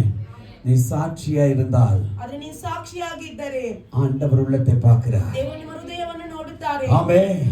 அவர் உன்னை கைவிட மாட்டார். ಆತನು ನಿಮ್ಮನ್ನು ಕೈ ಬಿಡುವುದಿಲ್ಲ. ஆனபடினாலே நாம் என்ன பண்ண வேண்டும்? ಆದ್ದರಿಂದ ನಾವು ಏನು ಮಾಡಬೇಕು? ஹலோ, நாம் என்ன பண்ண வேண்டும்? ನಾವು ಏನು ಮಾಡಬೇಕು? ரோமருக்கு பத்திரிகை எழுதும் பொழுது பவுல் சொல்லுகிறான், ರೋಮರಿಗೆ ಪತ್ರಿಕೆ ಬರೆಯುವಾಗ ಪೌಲನು ಹೇಳುತ್ತಾರೆ, 9ஆம் அதிகாரம் 9ನೇ ಅಧ್ಯಾಯ 30ஆம் வசனம், 30ನೇ ವಚನ, இப்படி இருக்க நாம் என்ன சொல்லுவோம்? இப்படி இருக்க நாம் என்ன சொல்ல வேண்டும்? நீதியை தேடாதே புறஜாதியார் நீதியை அடைந்தார்கள். நீதியை தேடாத புறஜாதியார் நீதியை அடைந்தார்கள். அது விசுவாசத்தினாலாகும் நீதியே. ஆமென். புறஜாதிகள் அந்த வல்லமை பெற்றுக்கொண்டார். ಅನ್ಯ ಜನಗಳು ಆ ವಲ್ಲಮೆಯನ್ನು ಪಡೆದುಕೊಂಡರು. அத நான் இப்ப சொன்னோம். ಹಾಗೆ ನಾನು ಇವಾಗ ಹೇಳಿದ್ದು, ಬ್ಯಾಂಗ್ಳೂರಿನಿಂದ ರಾಜನಹಳ್ಳಿಗೆ ಕರ್ನಾಟಕ ಹಾಸನ್ ஒரு ಹಳ್ಳಿಗೆ ಬ್ಯಾಂಗ್ಳೂರಿನಿಂದ எல்லாவற்றையும் விட்டு ஓடி வந்தாங்க ஒரு விடுதலைக்காக ஒரு கூட்டம். ಇಲ್ಲಿ ಬ್ಯಾಂಗ್ಳೂರಿಂದ ಹಾಸನಿಗೆ ಒಂದು ಗ್ರಾಮದಲ್ಲಿ ಎಲ್ಲವನ್ನು ಬಿಟ್ಟು ಇಲ್ಲಿಂದ ಅಲ್ಲಿ ಓಡಿ ಬಂದರು ಬಿಡುಗಡೆಗಾಗಿ. ಆಮೆನ್. ಹalleluya. அவர் இனி ரட்சிக்கப்பட்டு ஞானஸ்நானம் எடுக்கவில்லை. அவர் ಇನ್ನೂ ರಕ್ಷಣೆ ಒಂದು ದೀಕ್ಷಾಸ್ನಾನ ಪಡೆದುಕೊಂಡಿಲ್ಲ. அவர் ಒಪ್ಪು ಕೊಡುತ್ತ ಆಂಡವರಿಗೆ. ಅವರು ದೇವರಿಗಾಗಿ ಒಪ್ಪಿಸಿಕೊಟ್ಟರು. அந்த நொடி பொழுதில் ஆண்டவர் அவரை விடுவித்தார். ಅದೇ ಕ್ಷಣದಲ್ಲಿ ದೇವರನ್ನು ಬಿಡುಗಡೆ ಮಾಡಿದರು. நீ ரட்சிக்கப்பட்டது, ನೀನು ರಕ್ಷಣೆ ಹೊಂದಿದ್ದು, ஞானஸ்நானம் எடுத்தது, ದೀಕ್ಷಾಸ್ನಾನ ತೆಗೆದುಕೊಂಡಿದ್ದು, கர்த்தர் பந்தியிலே எடுக்கிறது, ದೇವರ ಭೋಜನವನ್ನು ತೆಗೆದುಕೊಳ್ಳುವುದು, கர்த்தருக்காய் வாழ்கிறது, ದೇವರಿಗಾಗಿ ಜೀವಿಸುವುದು. ஆனால் தேவ சமூகத்தினுடைய பேர் இருக்கிறதா? ಅದು ದೇವರ ಸಮ್ಮುಖದಲ್ಲಿ ನಿಮ್ಮ ಹೆಸರಿದೆಯಾ? அவருடைய பேர் சொல்லி அழைக்கிறாரா? ಆತನ ನಿಮ್ಮ ಹೆಸರಿದ್ದು ಕರೆಯುತ್ತಾರಾ? ஒருத்தருக்கு கையை தூக்க முடியல. ஹalleluya. இப்படி இருக்கிறதுக்கெல்லாம் நாம் அழைக்கப்பட்டது. ಈ ರೀತಿ ಇರೋದಕ್ಕೆಲ್ಲ ನಾವು ಕರೆಯಲ್ಪಟ್ಟಿದ್ದು. தைரியமா, ನಾವು ಧೈರ್ಯವಾಗಿ ಅಕೃಪಾಸನத்தின் முன்பாக ಕೃಪಾಸನத்திலே தேவனோடு கூட பேசும்படிக்காய், ಕೃಪಾಸನದಲ್ಲಿ ದೇವರೊಂದಿಗೆ ಮಾತನಾಡುವುದಕ್ಕಾಗಿ தேவனுடைய பிள்ளைகளை நாம் மாற வேண்டும். ದೇವರ ಮಕ್ಕಳಾಗಿ ನಾವು ಬಾಳಬೇಕು. நாம் எந்த இடத்தில் தவறு நடந்து நம்மளுக்கு தெரியும் தேவ பிள்ளையே. ಯಾವ ಸ್ಥಳದಲ್ಲಿ ನಾವು ತಪ್ಪು ಮಾಡಿದ್ದೇವೆ ಅಂತ ದೇವರಿಗೆ ಗೊತ್ತು மக்களே, நம்மளுக்கு தெரியும், கர்த்தருக்கு நம்மளுக்கு தெரியும். ನಮಗೆ ಗೊತ್ತು. ஆமென். அந்த இடத்துல ஒப்பு கொடுத்து கர்த்தர் சமூகத்தில் மனம் திரும்பி வாங்க. ಆ ಸ್ಥಳದಲ್ಲಿ ನಮ್ಮನ್ನು ಒಪ್ಪಿಸಿ ದೇವರ ಬಳಿ ತಿರುಗಿ ಬನ್ನಿರಿ. ஹalleluya, ஹalleluya. ஏன் தெரியுமா? ಯಾಕೆ ಗೊತ್ತಾ? ரட்சிக்கப்படப்படிக்கு ஒரே ஒரு வழிதான். ನಾವು ರಕ್ಷಣೆ ಹೊಂದುವುದಕ್ಕೆ ಒಂದೇ ಒಂದು ದಾರಿ ಮಾತ್ರನೇ. ஏன்னா பேடையில கொஞ்சம் ஜனம் மட்டும் இருந்தது வேதம் சொல்லுகிறது. ಯಾಕಂದ್ರೆ ನಾವೇ ಅಲ್ಲಿ ಸ್ವಲ್ಪ ಜನ ಮಾತ್ರ ಇದ್ದರು ಅಂತ ಹೇಳಲ್ಪಟ್ಟಿದೆ. 1 பேதுரு 3ஆம் அதிகாரம் 20ஆம் வசனம். 1 ಪೇತ್ರನು 3ನೇ ಅಧ್ಯಾಯ 20ನೇ ವಚನ. அந்த ஆவிகள் பூர்வ காலத்திலே நோவா பேழையை ஆயத்தம் பண்ணும் நாட்களிலே தேவன் நீடிய பொறுமையோட காத்திருந்த போது கீழ்ப்படியாமல் போனவைகள் அந்த பேழையிலே சிலராகிய 8 பேர் மாத்திரம் பிரவேசித்து ஜலத்தினாலே காக்கப்பட்டார்கள். ಅಂದರೆ ಪೂರ್ವ ಕಾಲದಲ್ಲಿ ನೋಹನು ನಾವೆಯನ್ನು ಕಟ್ಟಿಸುತ್ತಿರಲು ದೇವರು ದೀರ್ಘ ಶಾಂತಿಯಿಂದ ಕಾದಿದ್ದಾಗ ಆತನಿಗೆ ಅವಿಧೇಯರಾಗಿದ್ದವರ ಬಳಿಗೆ ಹೋಗಿ ಸುವಾರ್ತೆಯನ್ನು ಸಾರಿದನು. ನೋಡಿದಿರಾ? ಅವಿಧೇಯರಾಗಿದ್ದವರು ಮುಂದೆ ಹೋಗಿ ಸುವಾರ್ತೆಯನ್ನು ಸಾರಿದನು. ಯಾರು ಸುವಾರ್ತೆಯನ್ನು ಸಾರಿದನು? ನೋವ. ನಾವು ಎಷ್ಟು ಜನಕ್ಕೆ ಸುವಾರ್ತೆ ಸಾರ್ತಾ ಇದೀವಿ? ಓದಿ. ಆ ನಾವೆಯೊಳಗೆ ಕೆಲವರು ಅಂದರೆ 8 ಜನರು ಸೇರಿ ನೀರಿನ ಮೂಲಕ ರಕ್ಷಣೆ ಹೊಂದಿದರು. Amen, hallelujah. 8 பேர் மட்டும் தப்பிச்சாங்க. 8 ಜನ ಮಾತ್ರ ತಪ್ಪಿಸಿಕೊಂಡರು. ஹalleluya, ஹalleluya. தேவப்பிள்ளையே, நீ தப்பிக்கணுமானால் சுவிசேஷத்தை சொல்லணும். ನೀವು ತಪ್ಪಿಸಿಕೊಳ್ಳಬೇಕಂದ್ರೆ ಸುವಾರ್ತೆಯನ್ನು ಹೇಳುವವರಾಗಿರಬೇಕು. ಆಮೆನ್. சத்தமே இல்ல, ஒரு ஸ்தோத்திரம் வரல, ஒரு கை தட்டு இல்ல, ஒண்ணுமே இல்ல. ஹalleluya. சுவிசேஷத்தை சொல்றது நீங்க அவ்வளவு ஈஸியா நினைக்காதீங்க. ಸುವಾರ್ತೆಯನ್ನು ಹೇಳುವುದು ಅಷ್ಟು ಸುಲಭ ಅಂತ ತಿಳಿದುಕೊಳ್ಳಬೇಡಿರಿ. ஆனா அவ்வளவு ஈஸியான வேற எந்த காரியமும் இல்ல. ಯಾಕಂದ್ರೆ ಅಷ್ಟು ಸುಲಭವಾದ ಯಾವ ಕಾರ್ಯನೂ ಇಲ್ಲ. ஈஸியா நம்ம சுவிசேஷத்தை சொல்லலாம். ನಾವು ಸುಲಭವಾಗಿ ಸುವಾರ್ತೆಯನ್ನು ಸಾರಬಹುದು. எப்படி தெரியுமா? ಯಾವ ರೀತಿ ಗೊತ್ತಾ? கர்த்தரோடு கூட நடந்தால், ನಾವು ದೇವರೊಂದಿಗೆ ನಡೆದರೆ, ಎರಡನೇದು ಉತ್ತಮನಾಗಿ இருந்தால், ನಾವು ನೀತಿವಂತರಾಗಿ ಬದುಕಿದರೆ, ಮೂರನೇದು ಉண்மையாய் இருந்தால், ನಾವು ನಿಜಸ್ಥರಾಗಿದ್ದರೆ, நம்ம செய்யற எல்லாவருக்கும் சுவிசேஷம் சொல்றதுக்கு நிறைய வாய்ப்புகள் இருக்கு. ಇಲ್ಲಿರುವ ಎಲ್ಲರಿಗೂ ಸುವಾರ್ತೆಯನ್ನು ಹೇಳುವಂತೆ ಅನೇಕ ನಮಗೆ ಸಂದರ್ಭಗಳಿದೆ. பட் நம்ம சொல்றதில்ல. ಅದು ನಾವು ಹೇಳುವುದಿಲ್ಲ. ஹalleluya. இது எப்படி எல்லாம் சொல்லி கொடுத்துட்டானா யாரும் பண்றது இல்ல. ಇದೆಲ್ಲ ಯಾವ ರೀತಿ ಹೇಳ್ಬೇಕಂತ ಎಲ್ಲ ಹೇಳ್ಕೊಟ್ಟಿದ್ದೀನಿ, ಆದ್ರೆ நீங்க ಯಾರು ಮಾಡುವುದಿಲ್ಲ. எல்லாம் ஒருத்தர்கிட்ட சொல்லி அடுத்த வாரத்தில் நீங்க இதான் ரிசல்ட், நீங்க ஒரு ஆத்மாவே அழைச்சு வரணும். ಇದೆಲ್ಲ ನೀವು ಬೇರೆಯವರಿಗೆ ಹೇಳಿ ಎಲ್ಲರೂ ಒಬ್ಬೊಬ್ಬರನ್ನ ಕರೆದುಕೊಂಡು ಬರಬೇಕು. ಆಗುತ್ತೆ. கஷ்டப்பட்டவர்கள், கெட்டப்பட்டவர்கள், பலவீன வியாதியில் இருக்கிற நிறைய பேர் நமக்கு சுத்தமா இருட்டுக்குள்ளே இருக்கிறது. ಕಟ್ಟಲ್ಪಟ್ಟವರು, ಬಲಹೀನತೆಯವರು ಅನೇಕ ನಮ್ಮ ಸುತ್ತಿ ಇದ್ದಾರೆ. ஆமென். அவர் இந்த வார்த்தை கேட்கும்போது தாகத்தோட சமாதானத்துக்காக ஓடி வருவாங்க. ಈ ವಾಕ್ಯವನ್ನು ಕೇಳುವಾಗ ದಾಹದಿಂದ ಸಮಾಧಾನಕ್ಕಾಗಿ ಓಡಿ ಬರುತ್ತಾರೆ. ஆமென். அப்படி நீங்க பேச ஆரம்பிங்க. ಆ ರೀತಿ ನೀವು ಮಾತನಾಡಲು ಪ್ರಾರಂಭಿಸಿರಿ. இரண்டாவது நான் பார்க்கும் பொழுது, ಎರಡನೇದು ನಾವು ನೋಡುವುದು எபிரேயர் 11ஆம் அதிகாரம் 8ஆம் வசனದಿಂದ 10ஆம் வசனம் வரைக்கும். ಎಬ್ರಿಯರ 11ನೇ ಅಧ್ಯಾಯ 8ನೇ ವಚನದಿಂದ 10ನೇ ವಚನದವರೆಗೆ. விசுவாசத்தினாலே ஆபிரகாம் தான் சுதந்திரமாக பெறப்போகிற இடத்திற்கு போகும்படி அழைக்கப்பட்ட போது கீழ்ப்படிந்து தான் போகும் இடம் இன்னதென்று அறியாமல் புறப்பட்டு போனான். விசுவாசத்தினாலே அவன் வாக்குத்தத்தம் பண்ணப்பட்ட தேசத்திலே பரதேசியை போல சஞ்சரித்து அந்த வாக்குத்தத்தத்திற்கு உடன் சுதந்திரராகிய ஈசாக்கோடும் யாக்கோபோடும் கூடாரங்களிலே குடியிருந்தான். ஏனெனில் தேவன் தாமே கட்டி உண்டாக்கின அஸ்திபாரங்கள் உள்ள நகரத்துக்கு அவன் காத்திருந்தான். ஆமென், ஹalleluya. கண்டதில்லை. ನಂಬಿಕೆಯಿಂದಲೇ ಅಬ್ರಹಾಮನು ಕರೆಯಲ್ಪಟ್ಟ ಕೂಡಲೇ ಕರೆದಾತನ ಮಾತನ್ನು ಕೇಳಿ ತಾನು ಬಾಧ್ಯವಾಗಿ ಹೊಂದಬೇಕಾಗಿದ್ದ ಸ್ಥಳಕ್ಕೆ ಹೊರಟು ಹೋದನು. ತಾನು ಹೋಗಬೇಕಾದ ಸ್ಥಳವು ಯಾವುದೆಂದು ತಿಳಿಯದೆ ಹೊರಟನು. ನಂಬಿಕೆಯಿಂದಲೇ ಅವನು ವಾಗ್ದತ್ತ ದೇಶಕ್ಕೆ ಬಂದಾಗ ಅಲ್ಲಿ ಅನ್ಯ ದೇಶದಲ್ಲಿ ಇದ್ದವನಂತೆ ಡೇರೆಗಳಲ್ಲಿ ಇಟ್ಟುಕೊಂಡು ಪ್ರವಾಸಿಯಾಗಿ ಬದುಕಿದನು. ಅದೇ ವಾಗ್ದಾನಕ್ಕೆ ಸಹ ಬಾಧ್ಯರಾಗಿದ್ದ ಈಸಾಕನು ಯಾಕೋಬನು ಅವನಂತೆಯೇ ಡೇರೆಗಳಲ್ಲಿ ವಾಸಿಸಿದರು. Hallelujah, amen. அவனுக்கு வாக்குத்தத்தம் கொடுத்த இந்த இடத்துக்கு போனது அவன் பார்க்கல, எந்த இடம்னு கேட்கல. அவன் அப்படி ಕಣ್ಣೆ ಮೂಡಿಟ್ಟೆ அந்த வார்த்தைக்கு கீழ்ಪಟ್ಟ. ಆ ವಾಗ್ದಾನವನ್ನು ಕೊಟ್ಟಿದ್ದಕ್ಕೆ ಯಾವ ಸ್ಥಳದಲ್ಲಿ ಹೋಗ್ಬೇಕು ಏನು ಅಂತ ಗೊತ್ತಿಲ್ಲ, ಆದ್ರೆ ಕಣ್ಣು ಮುಚ್ಚಿ ಆ ವಾಗ್ದಾನಕ್ಕೆ ವಿಧೇಯನಾದನು. ஒரு தேவனுடைய ஊழியக்காரர் வார்த்தை சொன்னால் நீங்கள் மறுதலிக்கிறவராய் இருந்தால், ನೀವು ದೇವರ ಸೇವಕರು ಒಂದು ವಾಕ್ಯವನ್ನು ಹೇಳುವಾಗ ನೀವು ಅದನ್ನು ತಡೆಯದವರಾಗಿರಬೇಕು.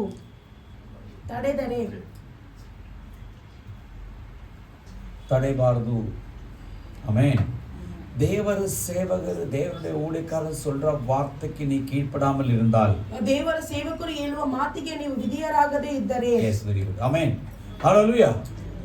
ஆண்டவருடைய வார்த்தைக்கு நீ கீழ்ப்பட மாட்டோம்னு அர்த்தம். ದೇವರ ವಾಕ್ಯಕ್ಕೆ ನೀವು ವಿಧೇಯರಾಗುವುದಿಲ್ಲ ಅಂತ ಅರ್ಥ.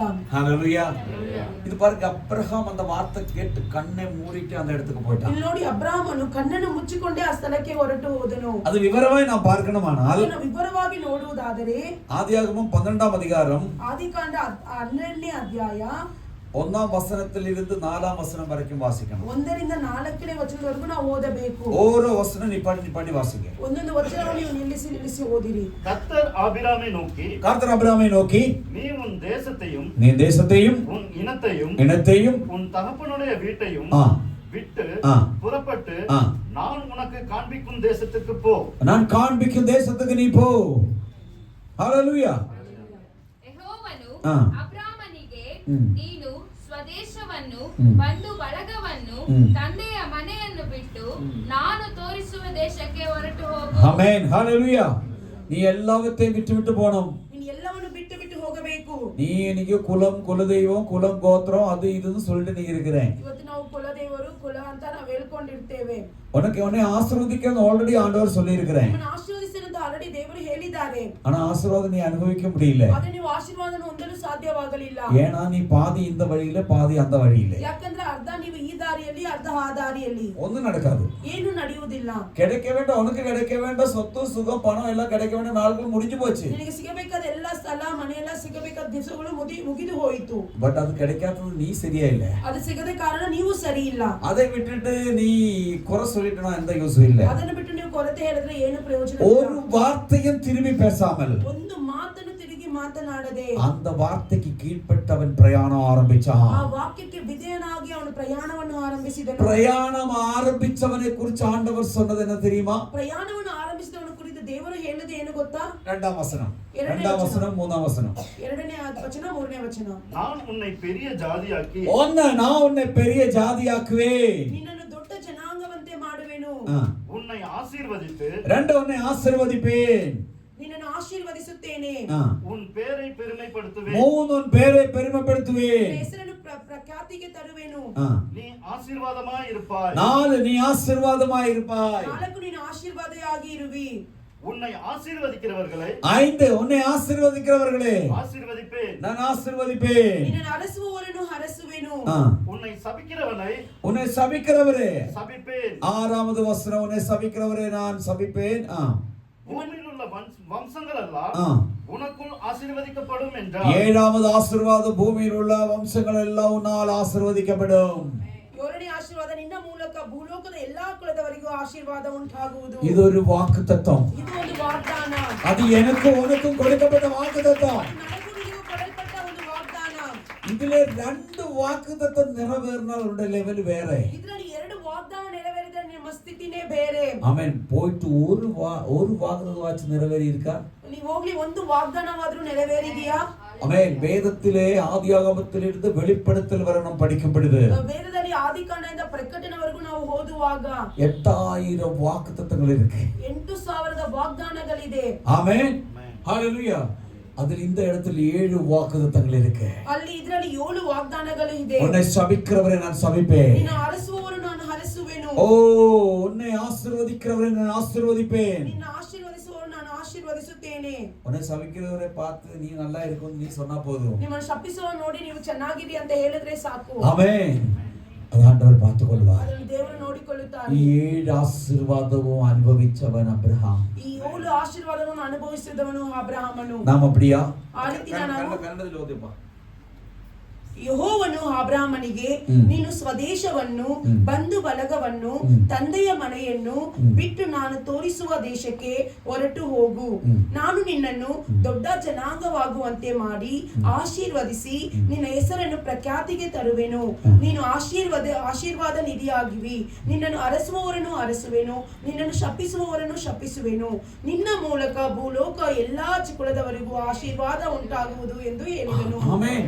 நீ மட்டும் ஆசீர்வதிக்கப்பட்டதில்ல, அநேக ஜனங்கள் உன்னாலே ஆசீர்வதிக்கப்படும். ನೀವು ಮಾತ್ರ ಆಶೀರ್ವಾದ ಹೊಂದಲ್ಲ, ಅನೇಕರು ನಿಮ್ಮ ಮೂಲಕ ಆಶೀರ್ವಾದ ಹೊಂದುತ್ತಾರೆ. ஆனா இன்னைக்கு நீ கஷ்டத்திலும் வேதனையிலும் நெருக்கத்திலும் வறுமையிலும் பற்றாக்குறையிலும் வியாதியிலும் பலவீனத்திலும் இருக்கிறதுக்கு காரணம் நீயே. ಯಾಕಂದ್ರೆ ಇವತ್ತು ನೀವು ನಿಮ್ಮ ಕಷ್ಟದಲ್ಲಿ, ವ್ಯಾಧಿಯಲ್ಲಿ, ಸಂಕಟದಲ್ಲಿ ಇರುವುದಕ್ಕೆ ಕಾರಣ ನೀವೇ. ஆமென். திரும்பಿ வாங்க. ತಿರುಗಿ ಬರಬೇಕು. ಒಂದು ಪೇಡೆಯ ಕಟ್ಟ வேண்டும். ಒಂದು ನಾವೆಯನ್ನು ಕಟ್ಟಬೇಕು. ரெண்டு தேவ சத்தத்துக்கு நீ கீழ்ப்படணும். ಎರಡನೇದು ದೇವರ ಶಬ್ದಕ್ಕೆ ನೀವು ವಿಧೇಯರಾಗಬೇಕು. கீழ்ப்பட்டால் 7 ஆசீர்வாதம். ನೀವು ವಿಧೇಯರಾದರೆ 7 ಆಶೀರ್ವಾದಗಳು. ஆமென். அப்போஸ்தலர்கள் 7ஆம் அதிகாரம் 2ஆம் வசனம் வாசிப்போம். ಅಪೊಸ್ತಲರ ಅಧ್ಯಾಯ 7ನೇ ಅಧ್ಯಾಯ 2ನೇ ವಚನವನ್ನು ಓದೋಣ. அப்போஸ்தலர் 7ನೇ அத்தியாயம் 2ನೇ ವಾಕ್ಯ. அதற்கு அவன் 2-4 வரைக்கும். சகோதரரே, பிதாக்களே, கேளுங்கள். நம்முடைய பிதாவாகிய ஆபிரகாம் கானான் ஊரிலே குடியிருக்கிறதுக்கு முன்னமே மெசொப்பொத்தாமியா நாட்டிலே இருக்கும்போது மகிமையின் தேவன் அவனுக்கு தரிசனமாகி நீ உன் தேசத்தையும் உன் இனத்தையும் விட்டு புறப்பட்டு நான் உனக்கு காண்பிக்கும் தேசத்துக்கு வா என்றார். ஆமென். நான் உனக்கு காண்பிக்கும் தேசத்துக்கு வா என்றான். அப்பொழுது அவன் கல்தேயர் தேசத்தை விட்டு புறப்பட்டு அவன் அந்த தேசத்தை விட்டு கானானூரிலே வாசம் பண்ணான். அவனுடைய தகப்பன் மரித்த பின்பு அவ்விடத்தை விட்டு நீங்கள் இப்பொழுது குடியிருக்கிற தேசத்துக்கு அவனை அழைத்துக் கொண்டு வந்து குடியிருக்கும்படி செய்தார். 5ஆம் வசனம். இதிலே ஒரு அடி நிலத்தை ஆகிலும் அவனுடைய கையாட்சிக்கு கொடாமல் இருக்கையில் அவனுக்கு பிள்ளை இல்லாது இருக்கும்போது உனக்கும் உனக்கு பின்வரும் உன் சந்ததிக்கும் இதை சுதந்திரமாக தருவேன் என்று அவனுக்கு வாக்குத்தத்தம் பண்ணினார். ஹல்லேலூயா. ನಮ್ಮ ಮೂಲ ಪುರುಷನಾದ ಅಬ್ರಹಾಮನು ಕಾರಾನಿನಲ್ಲಿ ವಾಸ ಮಾಡಿದ್ದಕ್ಕಿಂತ ಮುಂಚೆ ಮೆಸೊಪೊತಾಮಿಯಾದಲ್ಲಿದ್ದಾಗ ಪ್ರಭಾವ ಸ್ವರೂಪನಾದ ದೇವರು ಅವನಿಗೆ ಕಾಣಿಸಿಕೊಂಡು ನಿನ್ನ ಸ್ವದೇಶವನ್ನು ನಿನ್ನ ಬಂಧು ಬಳಗವನ್ನು ಬಿಟ್ಟು ನಾನು ತೋರಿಸುವ ದೇಶಕ್ಕೆ ಹೊರಟು ಹೋಗು ಎಂದು ಹೇಳಿದನು. ಆಗ ಅವನು ಕಸ್ದೀಯರ ದೇಶದಿಂದ ಹೊರಟು ಹೋಗಿ ಕಾರಾನಿನಲ್ಲಿ ವಾಸವಾಗಿದ್ದನು. ಅವನ ತಂದೆ ಸತ್ತ ಮೇಲೆ ದೇವರು ಅವನನ್ನು ಅಲ್ಲಿಂದ ನೀವು ಈಗ ವಾಸವಾಗಿರುವ ಈ ದೇಶಕ್ಕೆ ಬರಮಾಡಿದನು.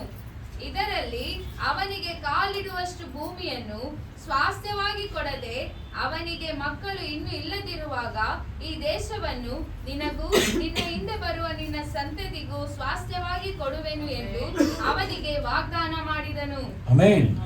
அசாத்தியமாய் நடக்க மாட்டோம்னு நினைக்கிற இடத்தில் அது நடக்க செய்கிறவர் ஆண்டவர். ನಡೆಯಕ್ಕೆ ಆಗುವುದಿಲ್ಲ, ಅಸಾಧ್ಯ ಅಂತ ಹೇಳೋ ಸ್ಥಳದಲ್ಲಿ ಅದನ್ನು ಅಸಾಧ್ಯವಾಗಿ ಮಾಡುವ ದೇವರು. நீ தேவ சத்தத்தை கண்ணை மூடி நீ விசுவாசிக்க வேண்டும். ದೇವರ ಶಬ್ದವನ್ನು ಕಣ್ಣು ಮುಚ್ಚಿಕೊಂಡು ನಂಬುವವರಾಗಿರಬೇಕು. அப்படியானால் உனக்கு எவ்வளவு வாக்குத்தத்தங்கள் கொடுத்திருக்கு. ಅದನ್ನು ನಿಮಗೆ ಎಷ್ಟು ವಾಗ್ದಾನಗಳನ್ನು ಕೊಟ್ಟಿದ್ದಾರೆ. எவ்வளவு தீர்க்கதரிசன வார்த்தை உனக்கு சொல்லப்பட்டிருக்கிறது. ಪ್ರವಾದಿ ವಚನ ನಿಮಗೆ ಹೇಳಲ್ಪಟ್ಟಿದೆ. இதுவரைக்கும் நிறைவேறாமல் இருக்கிறதுக்கு காரணம் ಇದುವರೆಗೂ ಅದು ನೆರವೇರದಕ್ಕೆ ಇರುವುದಕ್ಕೆ ಕಾರಣ நீ அது ஏற்று பெற்றுக்கொள்ளல, நீ அதை கீழ்ப்படவில்லை. ನೀವು ಅದನ್ನ ನೀವು ಸ್ವೀಕರಿಸಲಿಲ್ಲ, ವಿಧಿಯರಾಗಲಿಲ್ಲ.